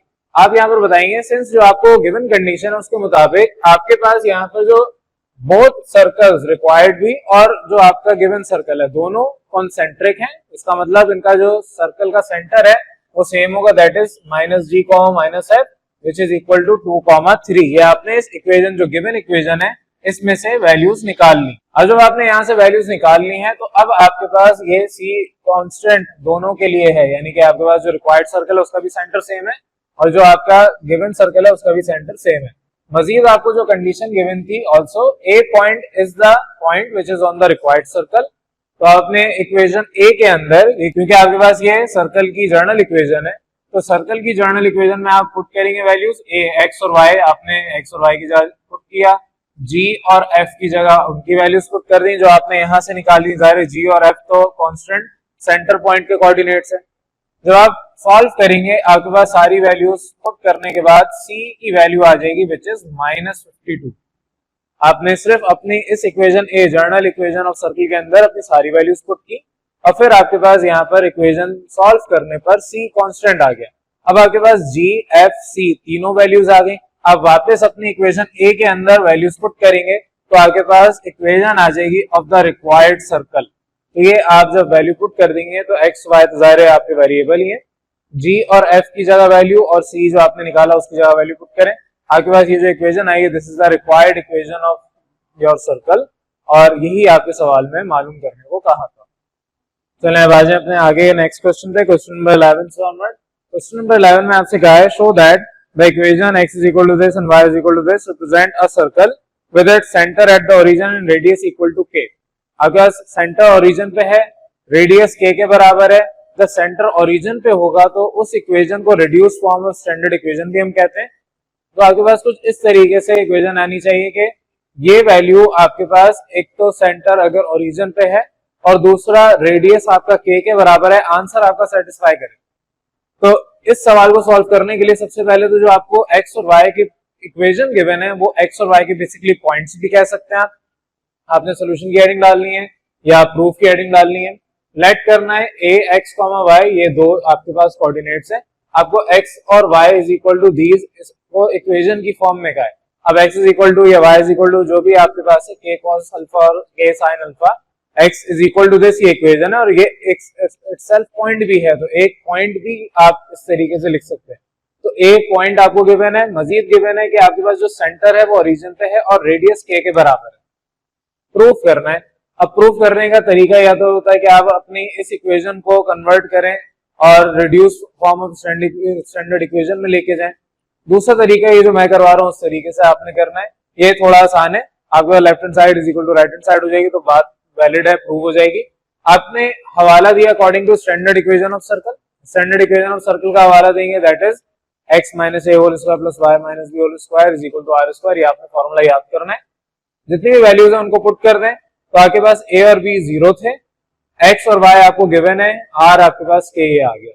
अब वैल्यू आपने जब सिंप्लीफाई की तो जाहिर है जीरो कोई इफेक्ट नहीं है, k cos अल्फा का square plus k sin alpha का square equal to k square, square apply करें k square sin cos square alpha और similarly k square sin square alpha, और ये आपके पास बराबर है k स्क्वायर के, यहाँ पर आपके पास मैंने k स्क्वायर नहीं लिखा, बराबर है k स्क्वायर के। तो यहाँ इन दोनों के पास k स्क्वायर कॉमन है, कॉमन ले लें, आपके पास cos square alpha plus sin square alpha is equal to k square, ये वैल्यू आ गई।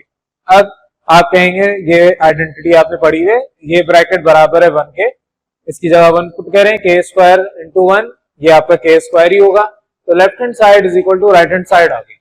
अब जब left hand side is equal to right hand side आ जाती है तो इसका मतलब आपके पास जो वैल्यू है, जो आपने सोल्यूशन किया, ये सेटिस्फाई कर रहा है इक्वेशन को, हेंस प्रूव। जो आपसे कहा था क्वेश्चन नंबर 11 में, वो आपने इस तरीके से प्रूव कर लिया। नेक्स्ट क्वेश्चन पे आ जाए।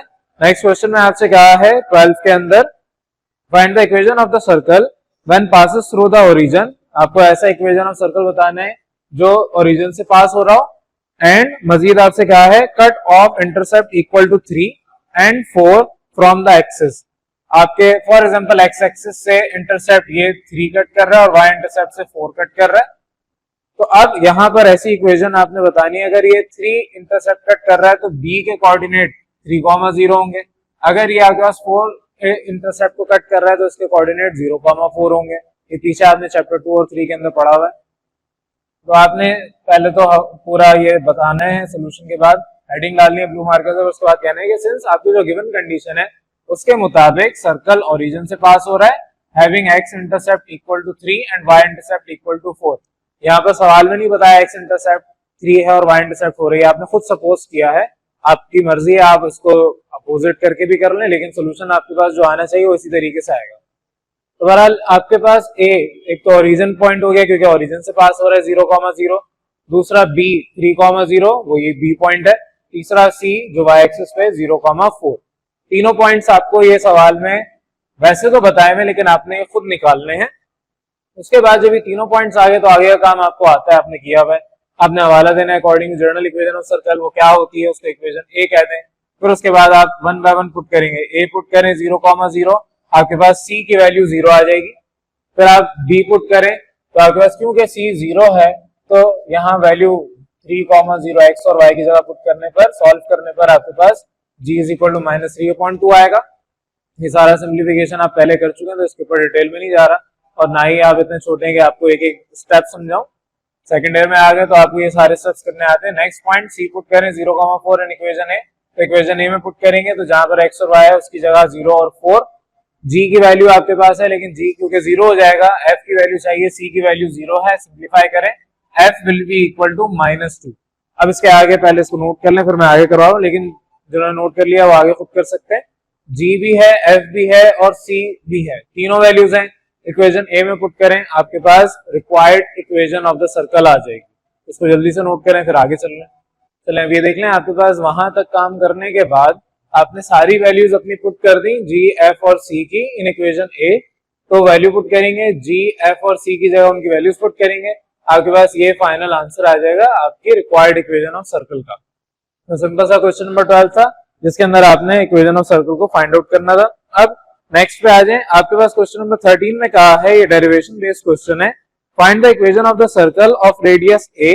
आपके पास इक्वेशन ऑफ सर्कल फाइंड करना है जिसमें रेडियस a यूनिट्स है, which passes through the 2 points on the axis of x axis के ऊपर 2 पॉइंट्स के ऊपर वो पास हो रहा है, which are at distance b from the origin, जो कि b यूनिट्स के बराबर डिस्टेंस पे हैं आपके ओरिजिन से। तो अगर इसकी डायग्राम ड्रॉ करें तो आपके पास ये ओरिजिन है, ओरिजिन से लेके यहां तक, ओरिजिन से लेके लेफ्ट साइड पे इस तरफ, दोनों तरफ इक्वल यूनिट होने चाहिए, दोनों इक्वल अमाउंट है b यूनिट्स।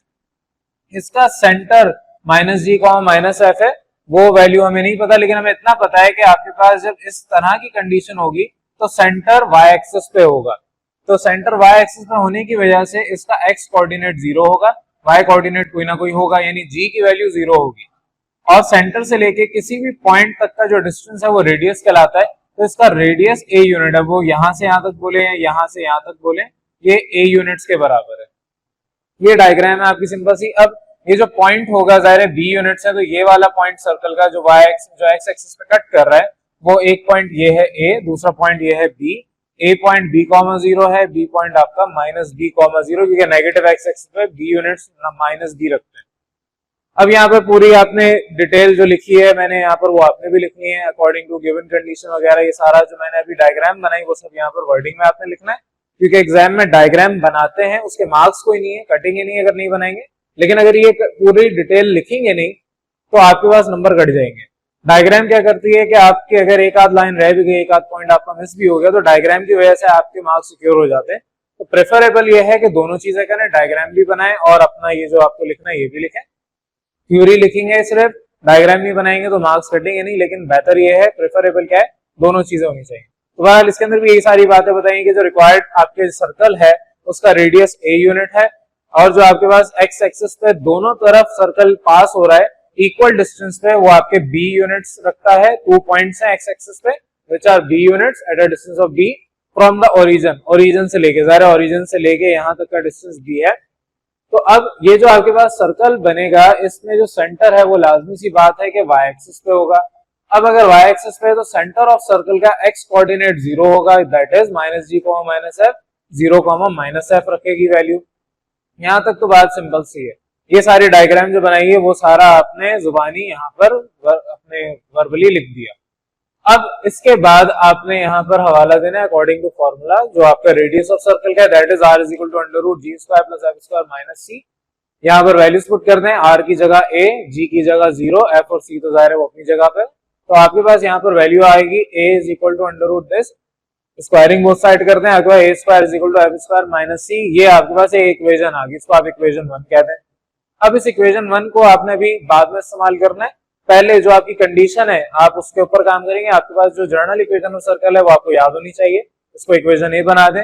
पीछे जो काम कर रहे थे वही काम यहाँ पर भी करना है। आपने दोबारा यहाँ पर कहा कि हमें, क्योंकि गिवन कंडीशन है कि हमारे जो सर्कल है वो पास हो रहा है 2 पॉइंट से, एक पॉइंट आपके पास यहाँ पर एक्स एक्सिस पे जिसके कोऑर्डिनेट बी कॉमा 0 है, और दूसरा आपके पास पॉइंट माइनस बी कॉमा 0 रखता है, क्योंकि ये इंटरसेक्ट कर रहा है एक्स एक्सिस पे। These points are these two a and b. तो 1 बाय 1 ए पुट करें, फिर बी पुट करें। जब आप ए पुट करेंगे बी कॉमा 0, तो आपके पास ए पुट करने पर सॉल्व करें, आपके पास वैल्यू आएगी b square plus 2 b g plus C equal to 0, इसको इक्वेशन 2 कह दें।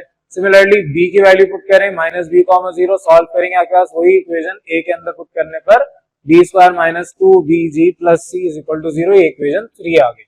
अब इन दोनों इक्वेशन 2 और 3 को ऐड करवा दें, तो आपके पास ये 2 बी जी, क्योंकि सेम वैल्यू है, having different sign, opposite sign, cancel out हो जाएंगे। B square plus b square 2b square, c plus c 2c, आपके पास 2b स्क्वायर उधर भेजें तो माइनस 2b स्क्वायर हो जाएगा, ये यहाँ पर स्क्वायर है, तो आपके पास 2c is equal to minus 2b square, 2 उधर जाके यहाँ मल्टीप्लाई डिवाइड हो जाएगा वहां जाके, तो 2 से 2 कैंसिल, आपके पास c is equal to minus b square. अभी आपके पास c की वैल्यू आ गई। अब इसी तरीके से आप इस c की वैल्यू को पुट करेंगे यहाँ इक्वेशन 1 में, तो आपके पास f की वैल्यू आ जाएगी। अभी यहाँ तक सॉल्व करें, फिर इसके आगे मैं आपको करवा रहा हूँ। अब आगे इसके बाद आपने जो वैल्यू पुट कर दी c की, that is minus b square in equation 1, equation 1 आपके पास ये है, तो c की जगह आप माइनस बी स्क्वायर पुट कर दें, अगर माइनस माइनस प्लस इसको उधर शिफ्ट कर दें तो f square is equal to a square minus b square. Square हटाएंगे तो आपको पता है दूसरी तरफ plus minus under root value आएगी। प्लस माइनस इसलिए क्योंकि हमें नहीं पता कि पॉजिटिव वाई एक्सिस पे सेंटर है या नेगेटिव वाई एक्सिस पे सेंटर है, तो आपके पास प्लस माइनस दोनों वैल्यू एग्जिस्ट करती है, लेकिन हमें ये पता है कि हमारी g की वैल्यू 0 है, क्योंकि y एक्सिस पे सेंटर अगर आएगा तो जाहिर है g की वैल्यू 0 होगी। आपके पास अब g, f और c ये तीनों आ गए, इसको इक्वेशन a में पुट कर देंगे, इक्वेशन a आपके पास मौजूद है, इसमें जब पुट करेंगे तो आगे x square plus Y square plus 2g x g की जगह 0 प्लस 2f y f की जगह उसकी value plus c is equal to 0, c की जगह अपनी उसकी वैल्यू। अब यहाँ पर एक स्टेप मैंने क्वेश्चन मार्क डाला, मिस किया, वो आपने करना है, प्लस 0 इज इक्वल टू ये सारी वैल्यू, और फिर आपके पास जब सॉल्व करेंगे तो x square plus Y square, ये प्लस माइनस बाहर जाके प्लस माइनस ही होगा, 2 under root a square minus b square into y minus b square is equal to 0। ये आपके पास रिक्वायर्ड इक्वेशन ऑफ सर्कल है जो कि सवाल में आपसे कहा था निकालने को। तो ये सिंपल सा आपके पास क्वेश्चन था। अब इससे मिलते जुलते जो क्वेश्चन है वो सारे आपने घर पे ट्राई करने, यहाँ पर आपका आज का काम कंप्लीट हो जाता है। क्लियर है यहाँ तक?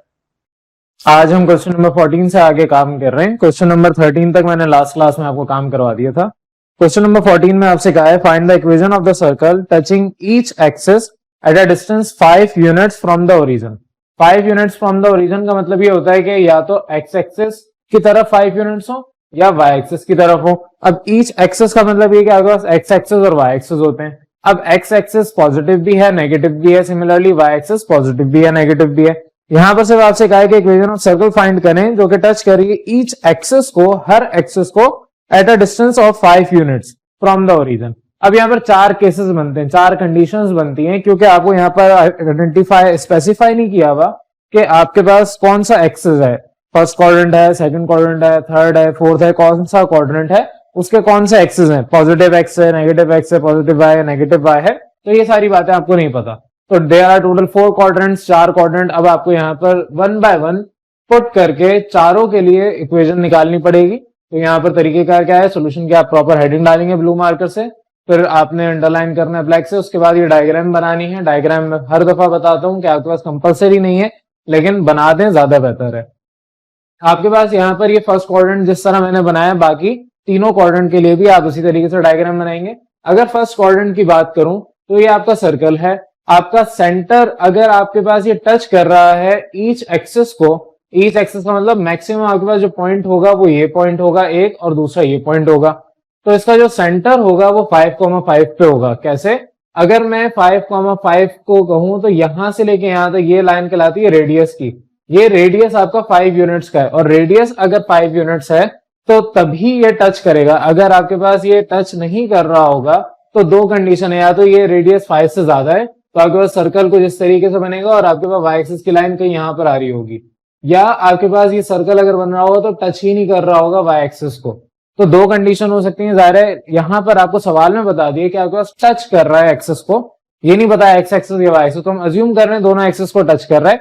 अगर ये दोनों एक्सिस को टच कर रहा होगा तो इसका रेडियस 5 यूनिट्स आएगा। कैसे? अगर वाई की तरफ सेंटर से लेके वाई तक का डिस्टेंस रेडियस है, सेंटर से लेके यहाँ एक्स तक जो टच कर रहा है पॉइंट, उस तक का डिस्टेंस भी 5 यूनिट्स गिवन है।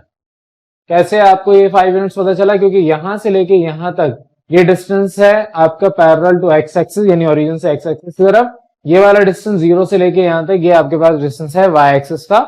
ये दोनों आपको कंडीशन सवाल में बताई गई है। अब जब हमें ये आइडेंटिफाई होगा कि इसका रेडियस 5 यूनिट्स होगा और इसका सेंटर 5,5 है फर्स्ट क्वाड्रेंट के हिसाब से, सेकंड थर्ड फोर्थ में चेंज हो जाएगा।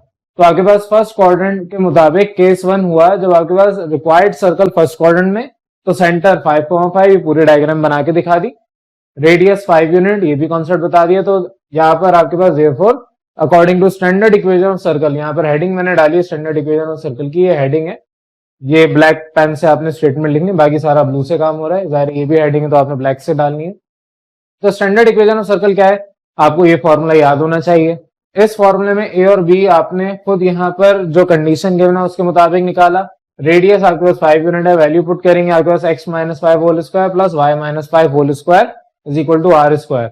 यहाँ पर a minus B whole square apply करें तो आपके पास x square minus 10x plus 25। Similarly ये भी आपके पास a minus B whole square apply होगा। आप इसको रीअरेंज करें, सॉल्व करें, सिंप्लीफाई करें, आपके पास ये 25 बदल जाएगा। तो आपके एंड में answer x square plus Y square minus 10x minus 10y plus 25 equal to 0। ये इक्वेशन आ गई required equation of the circle. ये कब वैलिड है? जब आपके पास जो रिक्वायर्ड सर्कल है वो फर्स्ट क्वाड्रेंट में बन रहा हो। लेकिन यहाँ पर ये शर्त तो नहीं आपको दी कि फर्स्ट क्वाड्रेंट में ही बनेगा, लाजमी तो नहीं कहा। तो आपके पास यहाँ पर सेकंड केस, अब 4 केसेस टोटल है। अब सेकंड क्वाड्रेंट में आपको निकालनी है इक्वेशन ऑफ सर्कल क्या होगी। तो सेकंड क्वाड्रेंट के लिए सारा काम आगे वही है, मैं एक ही अक्सर करवाता हूँ, बाकी ये सारे आप खुद ही करेंगे। ऑल्दो मैंने पूरा सॉल्व कर दिया। रिक्वायर्ड इक्वेशन ऑफ सर्कल आपको चाहिए सेकंड क्वाड्रेंट के मुताबिक। सेकंड क्वाड्रेंट में आपको पता है x नेगेटिव होता है, y पॉजिटिव होता है। तो आपके पास जो 5 है वो नेगेटिव हो जाएगा। आपके यहाँ पर रेडियस 5 यूनिट रहेगा, रेडियस आपका नेगेटिव में नहीं हो सकता, इट इज अ लेंथ, तो लेंथ हम कभी नेगेटिव में नहीं लेते। तो बहरहाल आपके पास तरीकेकार बाकी सारा वही है, स्टैंडर्ड इक्वेशन ऑफ सर्कल, उसका हवाला देंगे। आपके पास a क्योंकि -5 है तो माइनस इंटू माइनस प्लस 5 हो जाएगा। आपके पास यहाँ पर a plus B whole square, इधर a minus B whole square formula apply हो रहा है। सिंप्लीफाई करें, आपके पास एंड में ये आंसर आएगा। सिमिलरली थर्ड केस भी यही है, when required circle is in third quadrant में भी आपके इसी तरीके से सारा काम होगा। अब थर्ड क्वाड्रेंट में आपके पास x भी नेगेटिव होता है और y भी नेगेटिव होता है। जब दोनों x और y नेगेटिव हैं तो जाहिर है आपके पास अब यहाँ पर जो इक्वेशन है वो उसके मुताबिक आएगी। आपने हवाला दिया, a की वैल्यू भी माइनस है, b की वैल्यू भी माइनस है, माइनस माइनस प्लस, तो x प्लस 5 और y प्लस 5 ये आपके पास वैल्यू आई। इसको आप जाहिर है पुट कर दें, आपका एंड में सॉल्व करने पर ये इक्वेशन आ जाएगी। अब इसी तरीके से आपके पास फोर्थ क्वाड्रेंट, जो चौथा केस है, फोर्थ क्वाड्रेंट पे सर्कल ड्रॉ होगा। अब वहां पर आपके पास क्योंकि x पॉजिटिव और y नेगेटिव होता है तो y की वैल्यू नेगेटिव, x की वैल्यू पॉजिटिव, सिंप्लीफिकेशन करें, आपके पास x माइनस 5 और ये y minus minus plus y plus 5 इनके होल स्क्वायर्स हैं। यहाँ पर जब सिंप्लीफाई करेंगे तो आपके पास इसकी भी ये इक्वेशन इस तरीके से आ जाएगी। तो ये सिंपल सा आपके पास तरीकेकार है, ये 4 केसेस पूरे करेंगे तब ये क्वेश्चन सॉल्व होगा। तो क्वेश्चन नंबर 14 में सिंपल सा आपसे कहा था कि आप बताएं कि इक्वेशन ऑफ सर्कल क्या होगी। आपने ये चारों केसेस करके अब अपने आंसर को फाइनल कर देना है। चले हम अपने नेक्स्ट क्वेश्चन पे आ जाएं, क्वेश्चन नंबर 15।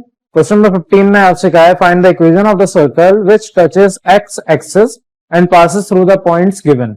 आपको यहाँ पर एक सर्कल की इक्वेशन फाइंड करनी है जो कि एक्स एक्सिस को टच कर रही है। यहाँ पर मैंने डायग्राम बनाई है, आपके पास सर्कल है, ये एक पॉइंट इसका एक्स एक्सिस को टच कर रहा है and passes through the points given. ये 2 पॉइंट्स हैं 1,-2 और ये 3,-4, इस पे ये पास हो रहा है, यानी कि इसमें से भी गुजर रहा है। तो यहाँ पर डायग्राम आपको एक्यूरेटली बनानी, बस आपको ये एक आइडिया देना है कि जो कंडीशन गिवन है वो कंडीशन क्या है। तो आपको सवाल में कहा हुआ है कि ये एक्स एक्सिस को टच कर रहा है और इसके 2 पॉइंट्स हैं वो आपके पास इस तरीके से आ रहे हैं सर्कल के ऊपर। अब अगर ये एक्स एक्सिस को टच कर रहा है तो इसका मतलब ये कि इसका जो y कोऑर्डिनेट होगा यानी कि माइनस एफ, वो रेडियस के बराबर होगा। आपके पास ये पॉइंट अगर सेंटर ऑफ सर्कल है तो यहां से लेके यहां तक ये डिस्टेंस रेडियस का है और ये रेडियस की वैल्यू जाहिर है ये आपके पास y कोऑर्डिनेट के बराबर होगी। तो y कोऑर्डिनेट इसका माइनस एफ है तो आपके पास रेडियस माइनस एफ के बराबर है। अब यहाँ पर जो गिवन कंडीशन है आपने तरीके का वही सोल्यूशन की हेडिंग डाल के आगे का काम मैं करवाता हूँ। तो ये सारा आपने सोल्यूशन की हेडिंग के बाद करना है, इससे पहले सवाल और हेडिंग आप सोल्यूशन की खुद डालेंगे। डायग्राम बनानी है आपको, इसके मार्क्स नहीं होते एग्जाम में लेकिन बनाए ताकि आप जब इसको रिवाइज करें तो आपको पता हो कि यहाँ पर काम हो क्या रहा है। लेट कर लिया, ए और बी आपके पास ये 2 पॉइंट्स हैं, इसको 1 बाय 1 आप पुट करेंगे। These are the points on the circle according to general equation of circle. आपको ये याद होनी चाहिए अब तक। जनरल इक्वेशन ऑफ सर्कल को आप इक्वेशन ए कहते हैं। इक्वेशन ए के अंदर पहले ए फिर बी, ये काम आप पिछला जो करते आए हैं वही, आपने पहले ए पुट किया, एक्स और वाई की जगह 1 और -2 पुट करने पर आपके पास एक इक्वेशन नंबर 1 ये आ गई, 5 + 2g - 4f + c। Similarly B put करें 3, -4 इन इक्वेशन ए, तो एक्स और वाई की जगह 3 और -4 पुट किया, आपके पास सॉल्व करने पर आपकी 25 + 6g - 8f + c = 0। ये एक दूसरी इक्वेशन आ गई। इक्वेशन 1 इक्वेशन 2 ये दोनों आपने पीछे काम किया हुआ है। नेक्स्ट आप कहेंगे since required circle x axis को टच कर रहा है, एक्स एक्सिस को टच करने का मतलब ये इसका रेडियस माइनस एफ के बराबर होगा। आगे चल के इसके बाद सवाल आएंगे जिसमें आपका रिक्वायर्ड सर्कल टच कर रहा होगा वाई एक्सिस को, कंडीशन सारी सेम होगी। तो वाई एक्सिस को टच कर रहा होगा तो यहाँ पर सिर्फ चेंज क्या होगा, रेडियस बराबर हो जाएगा -g के, तो आपके पास -g = r हो जाएगा अगर ये आपका सर्कल टच करता है वाई एक्सिस को। क्योंकि यहाँ पर ये एक्स एक्सिस को टच कर रहा है तो ये -f के बराबर है, तो रेडियस आपका -f है, लेकिन रेडियस आपको पता है इसका फॉर्मूला क्या होता है, √g² + f² - c। ये आपके पास रेडियस का फॉर्मूला है। आपने रेडियस के फॉर्मूले में इस चीज को पुट कर दिया तो ये वैल्यू बराबर हो गई -f के। स्क्वायरिंग बोथ साइड करें, आपके पास ये -f + f² में कन्वर्ट होगा। शिफ्टिंग करें, ये वैल्यू सेम है, having different sign, opposite sign, जो ये आपके कैंसिल आउट हो जाएंगे। तो c = g², ये आपकी तीसरी कंडीशन या इक्वेशन आ गई। अब यहां पर आपके पास इक्वेशन 1 और इक्वेशन 2, मुझे f अगर कैंसिल आउट करना है तो यहाँ 4f है, उधर 8f है, माइनस है दोनों। तो मैं क्या करूंगा, इस इक्वेशन 1 को 2 से मल्टीप्लाई करूंगा तो मेरे पास यहाँ पर 8f आ जाएगा, बाकी भी चेंज होंगे, और फिर सब्ट्रैक्ट कर दूंगा तो आपके पास ये भी -8f, ये -8f, सब्ट्रैक्ट होने पर इसके साइन चेंज होंगे। तो आप क्या करेंगे, मल्टीप्लाई करेंगे इक्वेशन 1 को by 2 and then subtract with equation number 2। तो इक्वेशन 2 से जब आप सब्ट्रैक्ट करेंगे तो आपने यहाँ पर अब 10 + 4g - 8f + 2c = 0, ये आपकी इक्वेशन 1 यहाँ पर जो आपने निकाली थी उसको 2 से मल्टीप्लाई किया और फिर आपने इस इक्वेशन को सब्ट्रैक्ट करवाया तो इस इक्वेशन के सारे साइन चेंज हो गए। तो 8f माइनस और 8f प्लस का आपस में कैंसिल आउट हो जाएंगे। फिर आपके पास ये -15 - 2g और प्लस सी इक्वल टू 0 ये वैल्यू आ गई। पीछे आपने इक्वेशन 3 में कहा था सी बराबर है जी स्क्वायर के, तो आपने उस तरीके से सी की जगह जी स्क्वायर पुट किया। आपने इसको रीअरेंज करना है, g square minus 2g minus 15 equal to 0। अब यहाँ मिडल टर्म ब्रेक होगी, मिडल टर्म ब्रेक करके आपने इसको सिंप्लीफाई किया। मिडल टर्म आपने बचपन में ब्रेक करना सीखी हुई है, तो यहाँ पर इतनी डिटेल में ये सारे स्टेप नहीं करवा रहा। तो आपका सिंपल g माइनस 5 और g प्लस 3 ये दो फैक्टर्स आ गए, इन्हें 0 के इक्वेट किया, आपके पास दो वैल्यूज आ गई, g इज इक्वल टू 5 और g is equal to minus 3। अब g is equal to 5 put कर दें अपनी इक्वेशन 3 के अंदर, तो आपके पास c is equal to 25। Similarly आप अपने g is equal to minus 3 को पुट करेंगे तो आपके पास c is equal to 9 value आएगी। अब 1 बाय 1 आपने किसी भी इन दोनों इक्वेशन 1 और 2 के अंदर पुट करना है। मैं इक्वेशन 1 में वैल्यू पुट कर रहा हूं, तो पहले आप g इज इक्वल टू 5 पे c इज इक्वल टू 25 आया था, इन दो वैल्यूज को पुट करके f निकालेंगे। फिर अगले स्टेप में इन दो वैल्यूज को आप पुट करके f निकालेंगे। तो इसको जल्दी से नोट करें, फिर मैं आगे करवा रहा हूं। चलें अब आ जाएं आगे। आपके पास यहां तक आपने काम कर लिया था, g is equal to 5 c is equal to 25 आपने पुट किया इक्वेशन 1 में, तो आपके पास यहां से f की वैल्यू आ गई। आपने f की वैल्यू जब वैल्यूज पुट करके सॉल्व किया, f की वैल्यू 10 आ गई। अब इस वैल्यू को और बाकी g और c की वैल्यू को आपने इक्वेशन a में पुट करना है, वो हम बाद में करेंगे। f की वैल्यू सिमिलरली जब आप g is equal to minus 3 और c is equal to 9 put करेंगे, ये वाली वैल्यूज, ये आपने जो वैल्यू इधर से निकाली, इनको पुट करते हैं इक्वेशन 1 में, तो f की एक और वैल्यू आ जाएगी, दैट इज 2। तो जो जिसके लिहाज से आ रही है, g इज इक्वल टू 5 के लिहाज से c 25 आया, c 25 के लिहाज से f की वैल्यू 10 आई। Similarly g is equal to minus 3 के लिहाज से c 9 आया, और इन दोनों के मुताबिक आपके पास f की वैल्यू 2 आई। तो जो जिसके मुताबिक आंसर आया, आपने वो सारी वैल्यूज इक्वेशन a में फिर पुट करनी है। तो आपके पास जब ये वैल्यूज पुट की, आपने इक्वेशन 1 में सॉल्व किया, सिंप्लीफाई करने पर f इज इक्वल टू 2 आ गया। अब इन वैल्यूज को आप पुट कर दें इक्वेशन a में, तो एक्स स्क्वायर और वाई स्क्वायर तो अपनी जगह, g, f और c जो आपने निकाला वो पुट कर दिया, तो एक इक्वेशन आपके पास ये आ गई। ये आपके पास एक रिक्वायर्ड इक्वेशन ऑफ सर्कल है। दूसरी आपके पास जब आप अपनी ये वाली वैल्यूज जो और करके आ रही थी उनको पुट करेंगे, तो आपके पास इक्वेशन ए में पुट करने पर दूसरी इक्वेशन ये आएगी। तो ये दोनों आपके पास इक्वेशंस वैलिड हैं। सवाल में आपसे कहा था कि आपके पास एट गिवन कंडीशन जब आपके पास ये सारी वैल्यूज हैं, तो बताएं कि आंसर क्या होगा। तो दो आंसर आपने इस तरीके से निकाल लिए। सवाल में आपसे कहा था कि जो एक्स एक्सिस है उस पर टच कर रहा है। अब एक्स एक्सिस पे टच कैसे कर रहा है आपको ये नहीं पता। फॉर एग्जांपल सर्कल इस तरीके से टच कर रहा है कि एक्स एक्सिस यूं आ रहा है, या सर्कल इस तरीके से कि एक्स एक्सिस इस तरीके से ड्रॉ किया जा रहा है। तो दोनों वैलिड हैं, दोनों कंडीशन आपके पास एक्सेप्टेबल हैं, इसी वजह से दो इक्वेशंस यहां पर आई हैं। तो ये सिंपल सा आपके पास क्वेश्चन नंबर 15 था।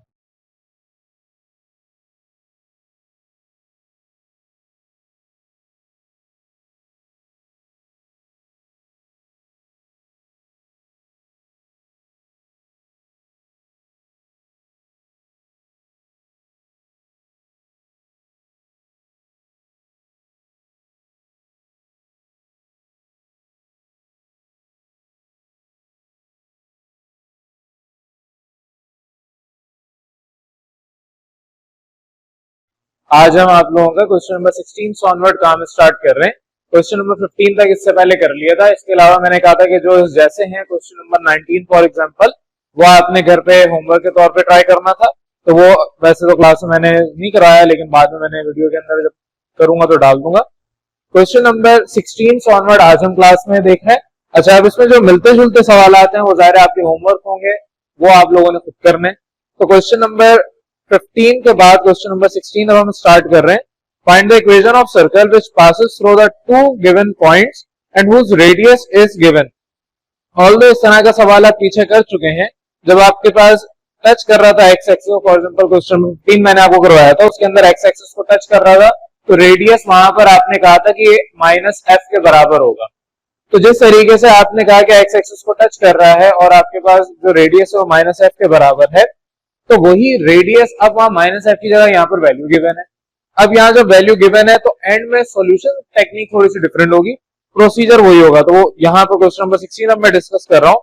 आपको रेडियस गिवन है और दो पॉइंट्स गिवन है, कैसे सॉल्व करेंगे तरीकेकार वही, सवाल आपने खुद उतारना है, सोल्यूशन की ब्लू मार्कर से हेडिंग डालनी है, अंडरलाइन ब्लैक से करना है, और फिर उसके आगे से ये जो मैं काम करा रहा हूँ ये ब्लू पेन से करना है। जो स्टेटमेंट है या हेडिंग है वो आपको ब्लैक पेन से लिखनी है। आपने लेट किया x1 y1 x2 y2 a और b, ये दो गिवन पॉइंट है, a,0 और -a,0। ये दो पॉइंट जो आपको गिवन है, उसके बाद आपके मजीद यहाँ पर वैल्यू गिवन है रेडियस की। आपसे कहा है कि ये 2 पॉइंट सर्कल के गिवन है और radius under root a square plus b square given है। अब ये रेडियस आपको गिवन है, इसको आगे हम इस्तेमाल करेंगे। अभी जो हमें सवाल में डाटा गिवन है वो यहाँ पर हमने मेंशन कर दिया, हवाला देंगे। अब आगे तरीकेकार सब तकरीबन सब सवालात में ऑलमोस्ट सेम ही है।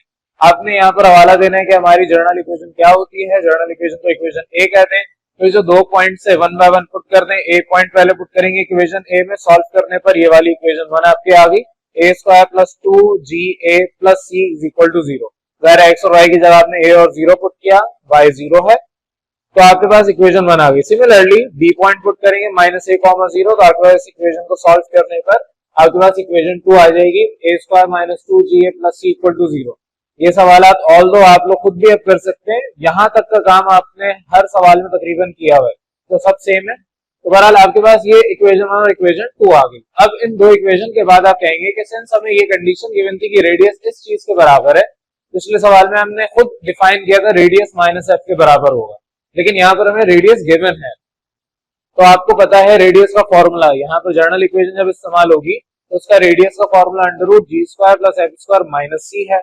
जब आपके पास सेंटर के coordinates minus g comma minus f होंगे, तो आपने ये रेडियस का फॉर्मूला पुट किया, स्क्वायरिंग बोथ साइड किया, रूट और स्क्वायर आपस में कैंसिल आउट हो जाएंगे। तो आपके पास यहाँ पर कैंसिल आउट करने के बाद g square plus f square minus c equal to a square plus b square, ये कंडीशन आ गई इक्वेशन 3 की। अब पीछे तो हमारे पास वैल्यू आ जाती थी या हमारे पास कोई कंडीशन आती थी, तब भी हम उसको इक्वेशन 3 कहते थे। तो बहरहाल अब हम इक्वेशन 1 और इक्वेशन 2 को अगर ऐड करवा दें तो ये जी वाली टर्म कैंसिल आउट हो जाएगी। ए यहाँ पर कांस्टेंट के तौर पे हम अज्यूम करेंगे, जी आपके पास कोई ना कोई वैल्यू है, लेकिन ए इटसेल्फ वैल्यू गिवन है। यहाँ सवाल में पॉइंट ए की टर्म में गिवन है, अगर कोई नंबर की टर्म में गिवन होता तो यहाँ पर ए की जगह कोई नंबर आ रहा होता वो। तो बहरहाल आपके पास यहाँ पर इन दो इक्वेशन को, इक्वेशन 1 और इक्वेशन 2 को ऐड करवाऊंगा तो ये बीच वाली टर्म 2ga कैंसिल हो जाएगी।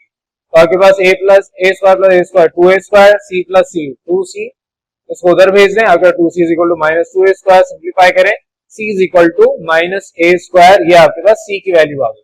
अब c की वैल्यू जो आई है उसको आप इक्वेशन 1 या इक्वेशन 2 में पुट कर दें, आपके पास g की वैल्यू आ जाएगी। क्योंकि किसी भी एक में पुट करेंगे आपके पास f क्योंकि नहीं है, तो इसलिए आपको डायरेक्ट g मिल जाएगा। अगर f होता है तो फिर हम इन दो को सॉल्व करवाते हैं, इक्वेशन 3 और उस इक्वेशन को। तो बहरहाल हमें c की वैल्यू मिल गई, उसको इक्वेशन 1 में पुट करें या 2 आपकी मर्जी है। मैंने इक्वेशन 1 में पुट किया तो c की जगह minus a square plus minus minus ये स्क्वायर इस ए स्क्वायर से कैंसिल आउट हो जाएगा। पीछे आगे पास 2ga इज इक्वल टू 0 आ गई। अब g इधर ही रखें, 2 और a g के साथ मल्टीप्लाई हो रहे हैं, दूसरी तरफ जाके डिवाइड हो जाएंगे, तो आपके पास 0.2a, सिंप्लीफाई करें, g इज इक्वल टू 0, ये आपके पास g की वैल्यू भी आ गई। अब आपके पास दो वैल्यूज आ गई, c और g। f चाहिए, f के लिए अब आप क्या करेंगे, जो इक्वेशन 3 थी उसके अंदर c और g की वैल्यू पुट कर दें। तो आपने क्या किया, जो वैल्यूज आपने निकाली उसको पुट कर दिया इक्वेशन 3 में, g की जगह 0, c की जगह माइनस ए स्क्वायर, बाकी वैल्यूज एज इट इज। तो सिंप्लीफाई करें, माइनस माइनस प्लस, ये उधर जाएगा तो यहाँ प्लस उधर माइनस हो जाएगा, ए स्क्वायर से ए स्क्वायर कैंसिल, बी स्क्वायर अपनी जगह, एफ स्क्वायर अपनी जगह चलता आ रहा है। इधर स्क्वायर है, इसको हटाएंगे, दूसरी तरफ प्लस माइनस स्क्वायर रूट आएगा, स्क्वायर रूट के अंदर बी स्क्वायर है तो वो बाहर आके सिंपल बी में कन्वर्ट हो जाएगा। तो आपके पास एफ की वैल्यू आ गई प्लस माइनस बी। अब यहाँ पर इसके आगे आपको करने के अलग अलग तरीके हैं, मैंने एक ही साथ पुट कर दिया एफ की वैल्यू, अदरवाइज आप g is equal to 0, f is equal to plus b, c is equal to minus a square. फिर अगली दफा g is equal to 0, f is equal to minus b and c is equal to minus a square put करें, दोनों एक साथ जैसे मैंने करवाया वैसे भी कर सकते हैं। इसको आप कहां पुट करेंगे, इक्वेशन ए के अंदर। इक्वेशन ए में जब वैल्यू पुट करेंगे तो वैल्यूज आप यहाँ पर जहां जहां g, f और c है वहां पर वैल्यू पुट करें, सिंप्लीफाई करें, सिंप्लीफाई करने के बाद आपके पास तो ये एक्सप्रेशन आएगी।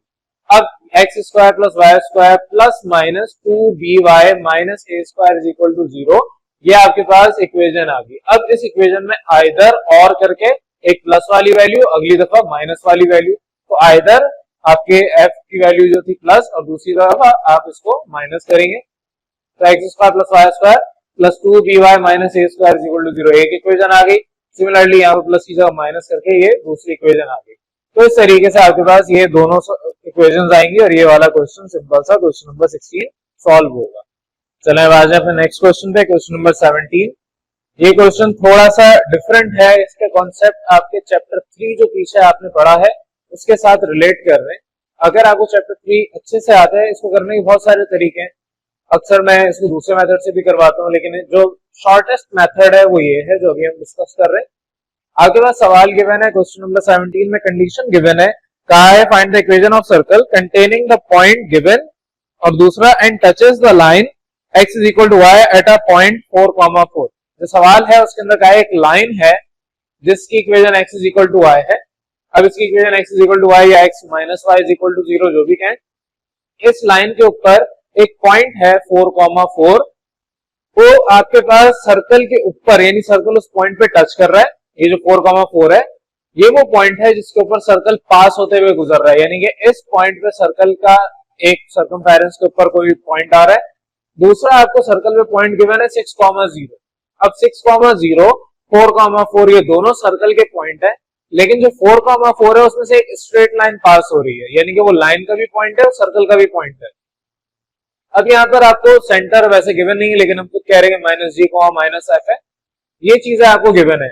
अब जब भी कोई लाइन पास हो रही होगी और उसका पॉइंट सर्कल पे टच हो रहा होगा, उस लाइन को पहली बात हम कहते हैं tangent to the surface, to the circle. Surface बोले या सर्कल की सरफेस बोले की बात है। अगली एक्सरसाइज है ही ज्यादातर इसकी कि आपके पास एक इक्वेशन ऑफ लाइन है, ये चैप्टर 5 के अंदर भी आपने वैसे पढ़ा है कि आपके पास एक इक्वेशन है, लाइन की गिवन है, वो आपके पास सिर्फ टच करते हुए गुजर रही है सर्कल को, तो ऐसी इक्वेशन को, ऐसी लाइन को हम कहते हैं टेंजेंट टू द सर्कल। अब जब भी हमारे पास कोई टेंजेंट लाइन होगी तो वो पॉइंट और उसका सेंटर जहां पर होगा वो वाली लाइन, ये जो आपके पास लाइन है ये रेडियस के भी बराबर है, उसको आप रेडियस भी कह सकते हैं, और इटसेल्फ भी एक लाइन है सेंटर से लेके पॉइंट बी तक। ये जो पॉइंट है इसको मैं अगर बी कह रहा हूं तो इस पॉइंट बी तक को आप एक स्ट्रेट लाइन अज्यूम अगर कर रहे हैं तो ये स्ट्रेट लाइन और जो आपको गिवन लाइन है ये आपस में परपेंडिकुलर होंगे। ये जो लाइन आपके पास है ये कहलाती है नॉर्मल टू द या normal to the circle, tangent to the circle ये वाली लाइन है। तो दो किस्म की लाइन होती है, एक tangent to the circle, tangent to the circle मतलब जो सर्कल से पास हो जाए। दूसरी लाइन होती है नॉर्मल टू द सर्कल, वो होती है परपेंडिकुलर टू दिस टेंजेंट, यानी कि अगर मैं एंगल ड्रॉ करूं तो ये आपके पास ये जो लाइन है ये परपेंडिकुलर है 90 डिग्री पे to the tangent to the equation जो आपको गिवन है सर्कल की उसके। अब आपके पास यहाँ पर जो कंडीशन गिवन है 7.2 के अंदर ज्यादा इससे रिलेटेड क्वेश्चंस होंगे, लेकिन ये सॉल्व चैप्टर 3 के कॉन्सेप्ट अगर होंगे तो आप बहुत आसानी से कर सकते हैं, आपको समझ भी आ जाएगा। तो सोल्यूशन की तरफ चल रहे हैं। डायग्राम यहाँ पे बनाना वैसे इसलिए लाजमी क्योंकि जो मैं सोल्यूशन करवा रहा हूँ उसके अंदर इतनी डिटेल वैसे तो है लेकिन इतनी डिटेल नहीं है, कहीं ना कहीं किसी ना किसी जगह पर आपको डायग्राम का हवाला देना पड़ेगा, तो डायग्राम आप यहाँ बनाए तो बेहतर है। अदरवाइज अगर मुझे डायग्राम इसमें नहीं बनानी तो मुझे बहुत लेंथी इसको करना पड़ेगा, बहुत डेप्थ में इसको लिखवाना पड़ेगा। तो बड़ा सिंपल सी डायग्राम है, सर्कल है उसमें 2 पॉइंट पास हो रहे हैं, जो दूसरा पॉइंट है वो लाइन का भी पॉइंट है। ये लाइन आपके पास अगर टेंजेंट है तो इसकी जो नॉर्मल लाइन है वो नॉर्मल लाइन आपकी उस लाइन को कह रहा हूं जो सेंटर और इस पॉइंट बी तक की लाइन है, ये आपके रेडियस के भी बराबर है ये लाइन।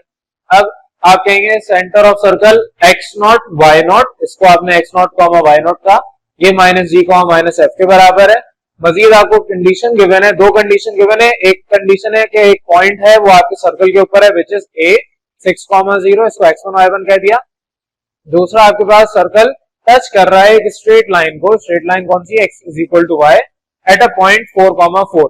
अब 4,4 पे आपके पास वो पॉइंट गिवन है, इसको b पॉइंट कह दिया, x2, y2।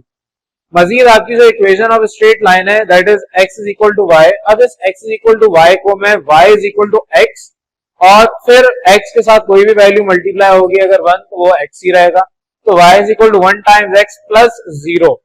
जाहिर है आप इसको सॉल्व कर लें, सिंप्लीफाई कर लें, वापस ऊपर वाली इक्वेशन आ जाएगी। और जो आप इसको सिंप्लीफाई करेंगे तो आपके पास वापस जब ऊपर वाली इक्वेशन आनी ही है तो आप इस तरीके से भी लिख सकते हैं। तो मेरे पास यहाँ पर अब इस इक्वेशन को, ये जो मैंने लिखा है इसको लिखने का मकसद क्या था, मैं कंपेयर करवाऊंगा। ये आपके पास कहलाती है स्लोप इंटरसेप्ट फॉर्म, चैप्टर 3 में पढ़ा हुआ है आपने, चैप्टर 3 और 2 दोनों में इस्तेमाल हुई है। तो स्लोप इंटरसेप्ट फॉर्म 2 के अंदर तो नहीं, 3 के अंदर ज्यादा इस्तेमाल आपने किया है, y is equal to mx plus b। अब y is equal to mx plus b के अंदर आपके पास स्लोप डायरेक्ट कंपेयर करके निकाला जा सकता है। दूसरा तरीका भी ये हो सकता है कि आपने जो चैप्टर 3 में सीखा कि आप a, b और c करके स्ट्रेट लाइन की इक्वेशन को स्टैंडर्ड फॉर्म में बनाते और स्लोप का फॉर्मूला अप्लाई कर देते, वो भी आपके पास पॉसिबल है। तो बहुत सारे तरीके इसको सॉल्व करने के, हम जिसको फॉलो कर रहे हैं वो ये वाला तरीका है। आपके पास y is equal to mx plus b, आप m1 इज इक्वल टू 1 यहां से कंक्लूड कर लेंगे, निकाल लेंगे। अब m सिर्फ यहाँ पर वर्ड यूज नहीं कर रहे हैं, m1 कह रहे हैं, m1 क्या है, slope of the given line, जो गिवन लाइन है उसका स्लोप m1 हम कंसीडर कर रहे हैं, और लेट कर रहे हैं कि जो आपके पास स्लोप होगा लाइन C से लेके B तक का जो है, ये जो C से B तक का डिस्टेंस है, ये वाली लाइन, इसका स्लोप होगा m2, और m2 कैसे आएगा, जो स्लोप का फॉर्मूला आपने पीछे चैप्टर 2 के अंदर पढ़ा हुआ है, y2 माइनस y0, क्यों, क्योंकि स्लोप निकालना है ऑफ लाइन CB, C और B के कोऑर्डिनेट क्या है, C का कोऑर्डिनेट y0 है, x0, y0, और B के कोऑर्डिनेट x2, y2, तो आपके पास B के कोऑर्डिनेट माइनस C के coordinate y2 minus y0 divide by x2 minus x0। अगर यहाँ पर आपके पास C के कोऑर्डिनेट x1 y1 होते तो आपका फॉर्मूला पुराना वाला जो याद किया y2 minus y1 upon x2 minus x1, तो वो लग जाता, लेकिन हमने वहां पर x0 और y0 अपने कोऑर्डिनेट्स लिए, वैल्यूज पुट कर दें, x2 और y2 दोनों 4 हैं, y0 minus f, x0 minus g, simplify करें, m2 की value 4 plus f divide by 4 plus g, ये आ जाएगी। अब इसके बाद आपने वैल्यूज अपनी जब निकाल ली स्लोप की, तो आपको एक कंडीशन पता है कि दोनों 90 डिग्री पे, मैंने इसलिए कहा कि डायग्राम आप बना लें ताकि आसानी हो जाए, अदरवाइज आपको यहाँ पर पूरी कंडीशन जो भी मैंने बताई कि ये टेंजेंट है, ये नॉर्मल है, आप इसमें 90 डिग्री हो, वो सब आपको बताना पड़ेगा। तो हम डायरेक्ट लिख सकते हैं, सिंस लाइन CB और लाइन जो गिवन है both are perpendicular to each other, देखो अकॉर्डिंग टू परपेंडिकुलर कंडीशन आपके पास m1 into m2 बराबर होता है -1 के, आपने परपेंडिकुलर कंडीशन पढ़ी हुई है। पैरेलल कंडीशन क्या होती है, m1 बराबर है m2 के, लेकिन परपेंडिकुलर कंडीशन बराबर होती है m1 into m2, ये बराबर है -1 के। अब m1 m2 की वैल्यू पुट करें, सिंप्लीफाई करें, ये वैल्यू यहाँ डिवाइड हो रही है, उधर जाके -1 के साथ मल्टीप्लाई हो जाएगी, तो आपके पास 4 plus f is equal to minus times 4 plus g, simplify करें, आपके पास एंड में इक्वेशन 1 आ गई, 8 plus g plus f is equal to 0। इस सवाल में जो नया काम था वो बस इतना सा था। अब इसके बाद आगे सारा वही पुराना वाला काम है, ये आपकी इक्वेशन 1 आ गई। अब इस इक्वेशन 1 के बाद आप हवाला देंगे, क्योंकि ये जर्नल इक्वेशन हम इस्तेमाल करें according to general equation of circle, general equation circle आपको याद होनी चाहिए, इक्वेशन ए बन गया। अब 2 पॉइंट्स ऑलरेडी सर्कल के ऊपर गिवन है, ए और बी, ए पॉइंट आपके पास 6,0 है, बी पॉइंट आपके पास 4,4 है, वैल्यूज पुट कर दें ए की और बी की, तो आपके पास ए की वैल्यू पुट करने पर सिंप्लीफाई करेंगे, आपके पास इक्वेशन 2 आ गई, 36 plus 12g plus c equal to 0। आपने इसको देख भी सकते हैं, यहाँ पर लिखा हुआ है कैसे सॉल्व किया है, अदरवाइज आपके पास ये सारा लेक्चर मौजूद होगा। सिमिलरली बी आपने यहाँ पे पुट करना है इक्वेशन ए में, तो वैल्यूज पुट कर दें, सिंप्लीफाई करें, आपके पास इक्वेशन 3 आ जाएगी, that is 32 plus 8g plus 8f plus c equal to 0।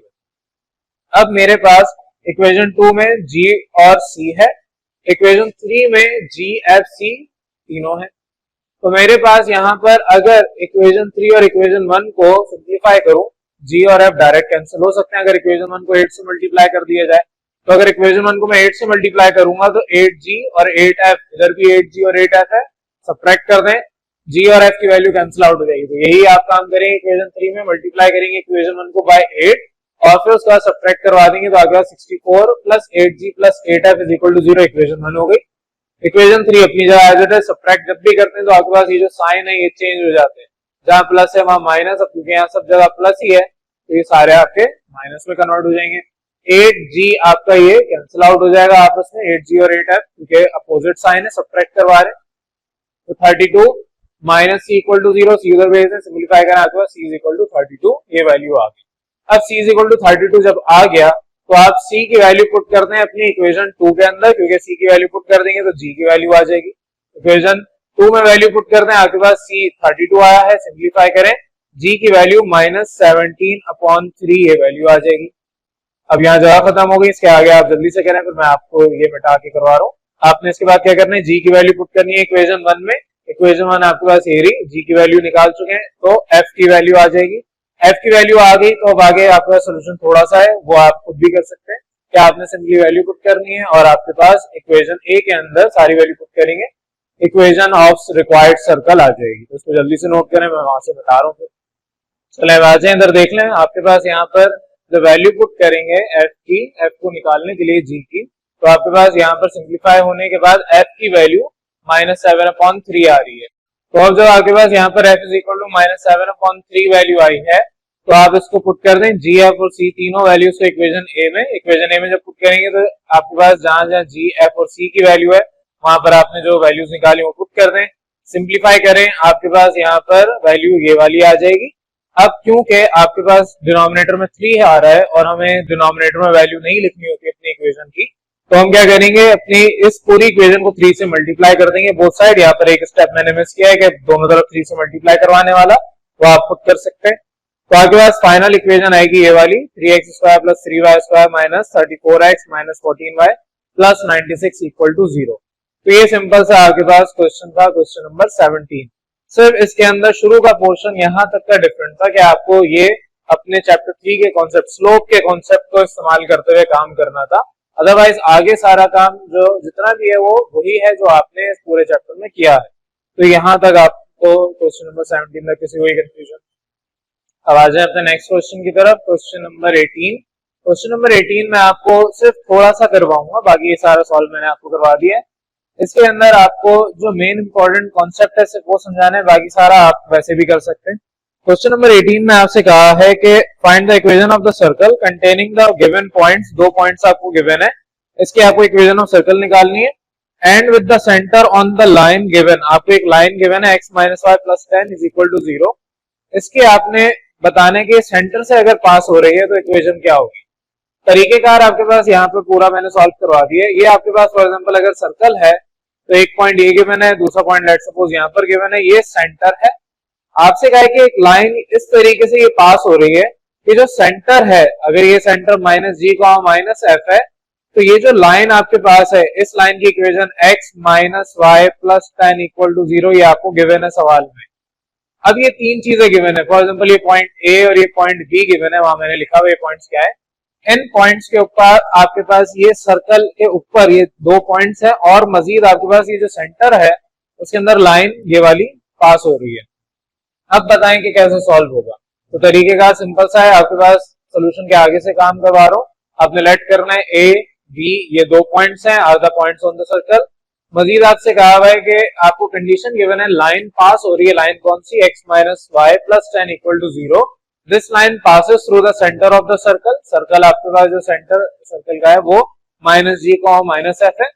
अब आप -g, -f, क्योंकि आपके पास x और y कोऑर्डिनेट है, जाहिर है इस लाइन के ऊपर आ रहा है, ये जो लाइन है ये सेंटर से पास होते हुए जा रही है, तो सेंटर के कोऑर्डिनेट्स लाइन के ऊपर आ रहे हैं। तो इस पॉइंट पे आपके पास जो इक्वेशन है वो शिफ्ट की जा सकती है, x की जगह -g, y की जगह -f पुट कर दें, ये आपके पास इक्वेशन आ गई। अब सिंप्लीफाई करेंगे, -g + f + 10 = 0, -g उधर भेजें +g, तो आपके पास g = f + 10, ये आपके पास कंडीशन आ गई, इसको आप इक्वेशन 1 कहते हैं। जो गिवन कंडीशन है उससे आपने एक इक्वेशन निकाल ली। अब उसके आगे का काम बहुत आसान, और अब तक आपने जितने भी सवाल किए उसमें ये काम किया हुआ है।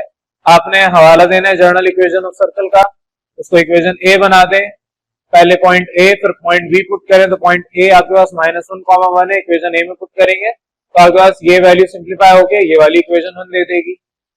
फिर आप बी पॉइंट पुट करेंगे इक्वेशन ए में, तो सिंप्लीफाई करेंगे आपके पास इक्वेशन 2 आ जाएगी। अब ये सारा काम क्योंकि यहाँ पर मैंने करवा दिया स्टेप बाय स्टेप, आप लोग ये इसको नोट भी कर चुके हैं, तो आपने इसको आप समझना है डायरेक्ट। आपके पास जितना भी इसके आगे प्रोसीजर है, काम है, वो सारा पीछे आप लोग कर चुके हैं। आपके पास सिंपल इक्वेशन 1 इक्वेशन 2 आ गई। इस इक्वेशन 1 इक्वेशन 2 को सिंप्लीफाई करना है, सी मुझे यहाँ पर नहीं चाहिए, तो मैं इक्वेशन 2 को सब्ट्रैक्ट करवा दूंगा इक्वेशन 1 से। तो इक्वेशन 2 है ये, इसको इक्वेशन 1 से सब्ट्रैक्ट करवाया, तो इक्वेशन 1 के जो साइन है, जहां प्लस है वो माइनस, जहां माइनस है वो प्लस में कन्वर्ट होगा। आपके पास यहाँ पर सी आपस में कैंसिल आउट हो जाएंगे। पीछे आपके पास जो वैल्यू आई 8 + 8g + 4f = 0। इक्वेशन 1 आप यहाँ पर g = f + 10 ये निकाल चुके हैं, तो इसको पुट कर दें अपनी इस वाली वैल्यू के अंदर, तो g की जगह आपने f + 10 ये पुट कर दिया। सिंप्लीफाई करेंगे, आपके पास 12f = -88, यानी f सिंप्लीफाई करने पर -22/3 वैल्यू आएगी। f की वैल्यू आ गई, उसको पुट करते हैं अपनी इक्वेशन 1 में, क्योंकि f पुट करेंगे यहाँ पर तो g की वैल्यू आ जाएगी। तो f की वैल्यू पुट करेंगे, g की वैल्यू सिंप्लीफाई करने पर 8/3 आ गई। अब g की वैल्यू भी आ गई, f की वैल्यू भी आ गई, इन दोनों को पुट कर दें इक्वेशन 1 या 2 किसी में भी, तो मैंने इक्वेशन 1 में पुट किया है, आपका दिल चाहता है इक्वेशन 2 में पुट कर दें। तो आपके पास इक्वेशन 1 के अंदर सिंप्लीफाई करने के बाद c की वैल्यू -34/3 आएगी। अब -34/3 c की वैल्यू भी आ गई, g और f ये भी आप निकाल चुके हैं। सिंपली इसको पुट कर दें इक्वेशन ए के अंदर, तो इक्वेशन ए में g, f और c की जगह वैल्यू पुट करेंगे, आपके पास कुछ इस तरीके की इक्वेशन आएगी। अब क्योंकि यहाँ पर डिनोमिनेटर में 3 आ रहा है सब जगह, तो आप इस पूरी इक्वेशन को 3 से मल्टीप्लाई करेंगे। वो यहाँ पर स्टेप मैंने मिस कर दिया है कि हर वैल्यू को 3 से मल्टीप्लाई करें, और इधर भी 0 मल्टीप्लाई बाय 3 होगा, एंड में आपके पास 3 से 3 कैंसिल होगा, और ये वाली इक्वेशन आ जाएगी, that is 3x² + 3y² + 16x - 44y - 34 = 0। ये आपकी required equation of the circle है। तो इस तरीके से ये क्वेश्चन नंबर 18 सिंपल सा होगा। 19 मैंने क्योंकि होमवर्क दिया था, ऑल्दो मैंने करवा दिया था, तो आप लोग खुद कर लेंगे। इसके आगे आपके पास जो क्वेश्चन नंबर 20 और 21 ये दो रह जाते हैं। ये है तो वैसे ही जो आपने पीछे सवाल किए हैं, तो इसमें मैं आपको इतनी डिटेल में नहीं करवाऊंगा, जैसे ये वाला इतनी डिटेल में नहीं करवाया, क्योंकि सारा इसके आगे से काम, इक्वेशन 1 के आगे से काम जितना भी था वो सारा पीछे कर चुके हैं, तो वो वैसे आपके होमवर्क है, लेकिन उसको भी हम डिस्कस कर लेते हैं, तो इसको आप जल्दी से पहले नोट कर लें। चले आ जाए अपने नेक्स्ट क्वेश्चन की तरफ, क्वेश्चन नंबर 20।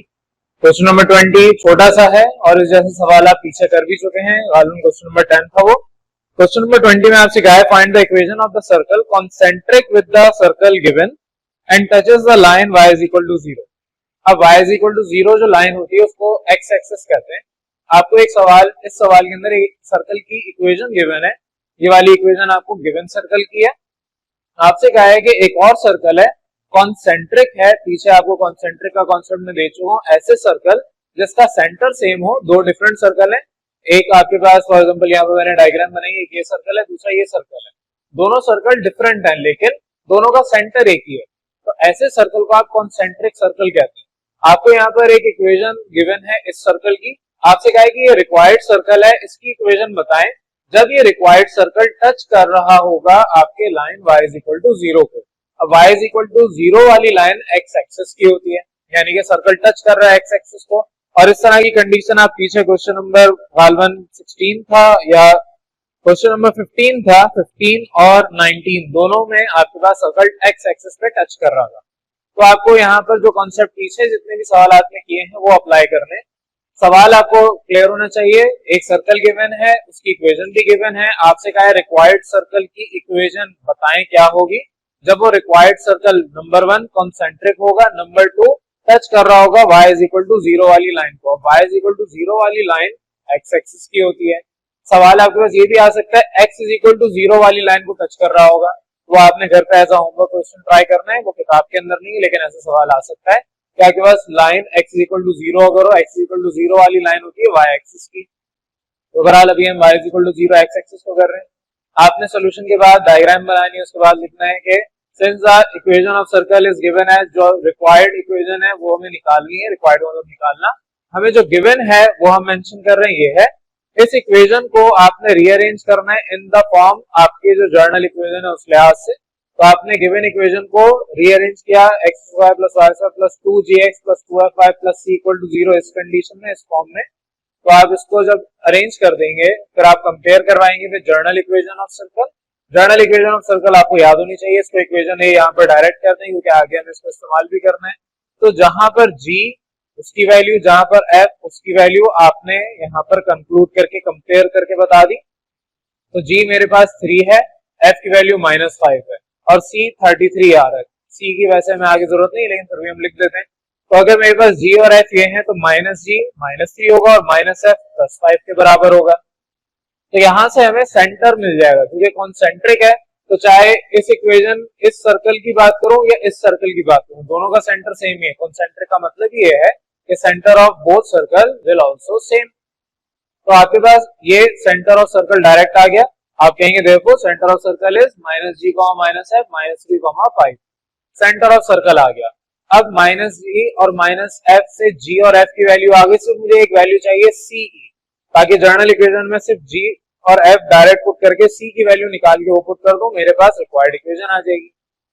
अब उसके लिए क्या कहेंगे, आप कहेंगे कि एक और कंडीशन गिवन है कि जो रिक्वायर्ड सर्कल है, रिक्वायर्ड सर्कल टच कर रहा है लाइन y = 0 को, और जब भी y इज इक्वल टू 0 को वो टच करेगा, इसका मतलब कि सर्कल आपका टच कर रहा है x एक्सिस को, वही बात यहाँ पर लिखी है।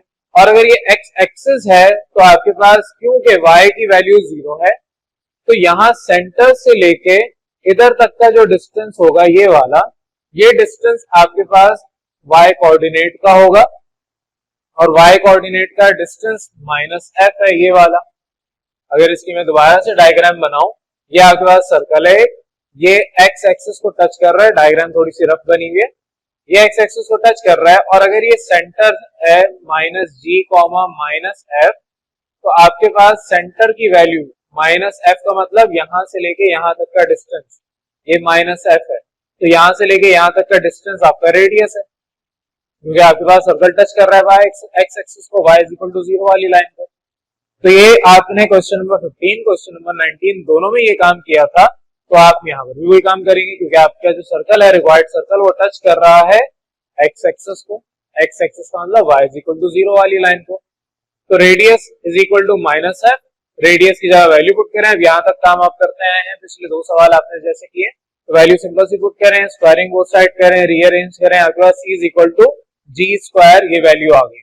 अब g की वैल्यू तो आपको पता है, g आपने वहां से निकाल ली क्योंकि कॉन्सेंट्रिक है, दोनों की वैल्यू सेम होगी, तो g की वैल्यू 3 थी, ये आपने 3 यहाँ से निकाला हुआ है, इसको पुट कर देंगे तो आपके पास c इज इक्वल टू 9 आ गया। अब जब c की वैल्यू आ गई, g की वैल्यू भी है, f की वैल्यू भी है, डायरेक्ट पुट करते हैं इसको इक्वेशन a के अंदर, तो इक्वेशन a में सारी वैल्यूज पुट करें, आपके पास पुट करने पर, सिंप्लीफाई करने पर ये आपका फाइनल आंसर आ जाएगा, x square plus Y square plus 6x minus 10y plus 9 equal to 0, ये आपके पास इक्वेशन ऑफ रिक्वायर्ड सर्कल आ जाएगी और ये आपका इस तरीके से क्वेश्चन सॉल्व हो जाएगा।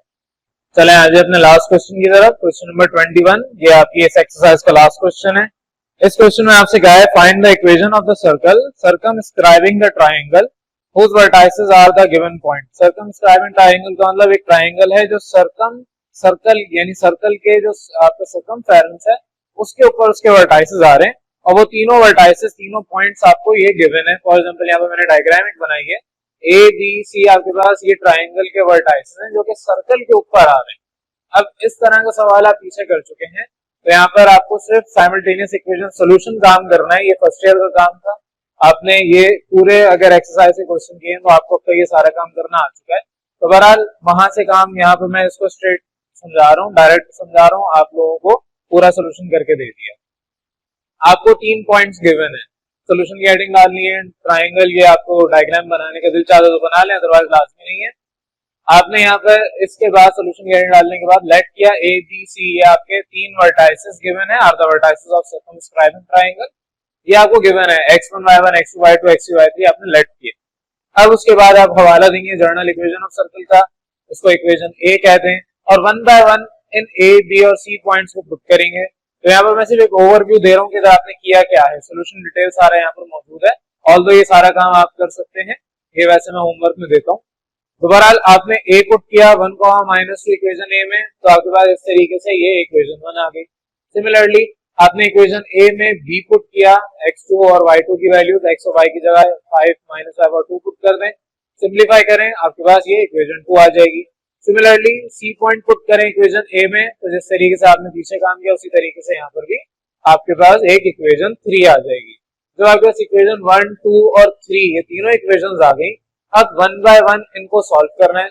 साइमल्टेनियस इक्वेशन सोल्यूशन यही होता है कि 3 इक्वेशन है, इन तीनों को आपने सॉल्व करना है। अब पहले मैं 1 और 2 को सॉल्व कर रहा हूँ, सब्ट्रैक्ट करूंगा तो मेरे पास c कैंसिल आउट हो जाएगा। तो मैंने क्या किया, इक्वेशन 1 को सब्ट्रैक्ट करवा दिया इक्वेशन 2 से, तो ये c और ये वाला c सारे अपोजिट साइन हो जाएंगे सब्ट्रैक्ट करने के बाद, जहां पर प्लस है वहां माइनस, जहां माइनस है वहां प्लस। तो इस तरीके से आपके पास c कैंसिल हुआ, 5 -29 -24, 2g प्लस 10g 12g हो गया, और -4f और -4f -8f हो गया।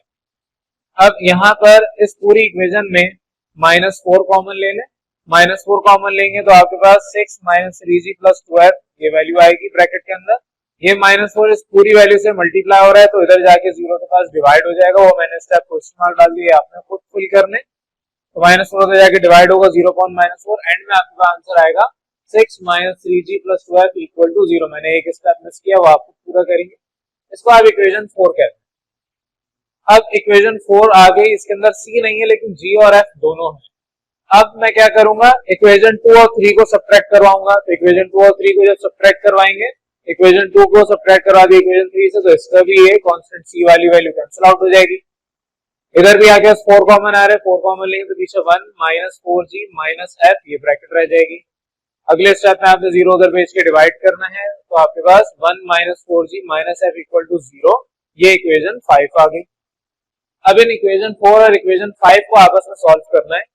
तो अगर मैं इक्वेशन 5 को 2 से मल्टीप्लाई करूं तो ये 2f इधर आ जाएगा, और इक्वेशन 4 में भी 2f है, इधर प्लस साइन है इधर माइनस साइन है, और फिर मैं ऐड करवा दूं। तो मैं यही काम करूंगा, मल्टीप्लाई कर रहा हूं इक्वेशन 5 को by 2 and then add in equation 4।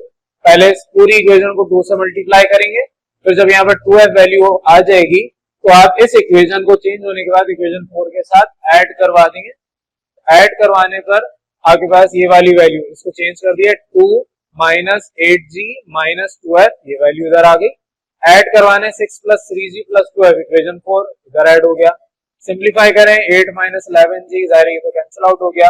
उधर भेजें, आपके पास g इज इक्वल टू 8/11, ये g की वैल्यू आ गई। सिमिलरली अब आप इस वैल्यू को पुट कर दें किसी भी एक में, 5 में पुट करें या 4 इक्वेशन में पुट करें, आपकी मर्जी है। मैंने इक्वेशन 5 में पुट किया क्योंकि थोड़ी सी सिंप्लीफाइड है। पुट इन इक्वेशन 5, जब पुट कर देंगे सिंप्लीफाई करेंगे, आपके पास f का आंसर आ जाएगा, दैट इज माइनस 21/11, ये f की वैल्यू आ गई। अब इस वैल्यू को पुट कर दें इन इक्वेशन 1, आपके पास g भी है f भी है, अब c चाहिए, तो c के लिए आप इक्वेशन 1 में पुट कर दें, आपकी मर्जी है, आपका दिल चाहता है 2 या 3 किसी में भी पुट कर दें, तीनों में से किसी एक इक्वेशन में आपने पुट करना है, c की वैल्यू आ जाएगी। तो मैंने यहाँ पर इक्वेशन 1 में पुट किया, c की वैल्यू सिंप्लीफाई करने पर मेरे पास माइनस 155 डिवाइड बाय 11 ये आ गई। अब ये सारा मैट्रिक लेवल काम है, आप ये करते आए हैं, सिंप्लीफिकेशन आपको आनी चाहिए। c की वैल्यू भी आ गई, g की वैल्यू भी आ गई, f की वैल्यू भी आ गई। इन तीनों वैल्यूज को पुट कर दें इन इक्वेशन a, तो इक्वेशन a में आपके पास पुट करने पर कुछ इस तरीके से इक्वेशन आएगी। मेरे पास जगह नहीं है तो आपको मिटा के इसको प्रॉपर सॉल्व करवाऊंगा, थोड़ा सा काम है, आप इसको वैसे आगे कर सकते हैं। तो बहरहाल यहाँ तक आपके पास ये सिंपल सा क्वेश्चन है, जो कि इसके बाद आंसर आ जाएगा। जल्दी से नोट करें, फिर मैं इसको कंप्लीट करवा रहा हूँ। चले हम इधर आ जाए, आपके पास ये वो इक्वेशन मैंने दोबारा लिखी है, यहाँ पर सिंप्लीफाई करेंगे आपके पास आंसर ये वाला आ जाएगा। मैं इसको डिटेल में नहीं पढ़ा रहा क्योंकि ये सारा काम अब आप खुद भी कर सकते हैं। पीछे जितने भी सवाल आते हैं ये सारे आपके उसी तरीके से सवाल ये भी हल होगा। ये आपके पास लास्ट क्वेश्चन था आपकी 7.1 एक्सरसाइज का, और यहाँ पर जितने भी सवाल आते हैं एक एक हमने डिस्कस कर लिए हैं। यहाँ तक अगर किसी भी कंफ्यूजन है तो आप डिस्कस कर सकते हैं। अदरवाइज ये चैप्टर आपके पास काफी अहम चैप्टर है और इस चैप्टर से काफी सारे सवाल एग्जाम में आते हैं। उम्मीद है यहाँ तक आपको ये पूरी एक्सरसाइज क्लियर होगी।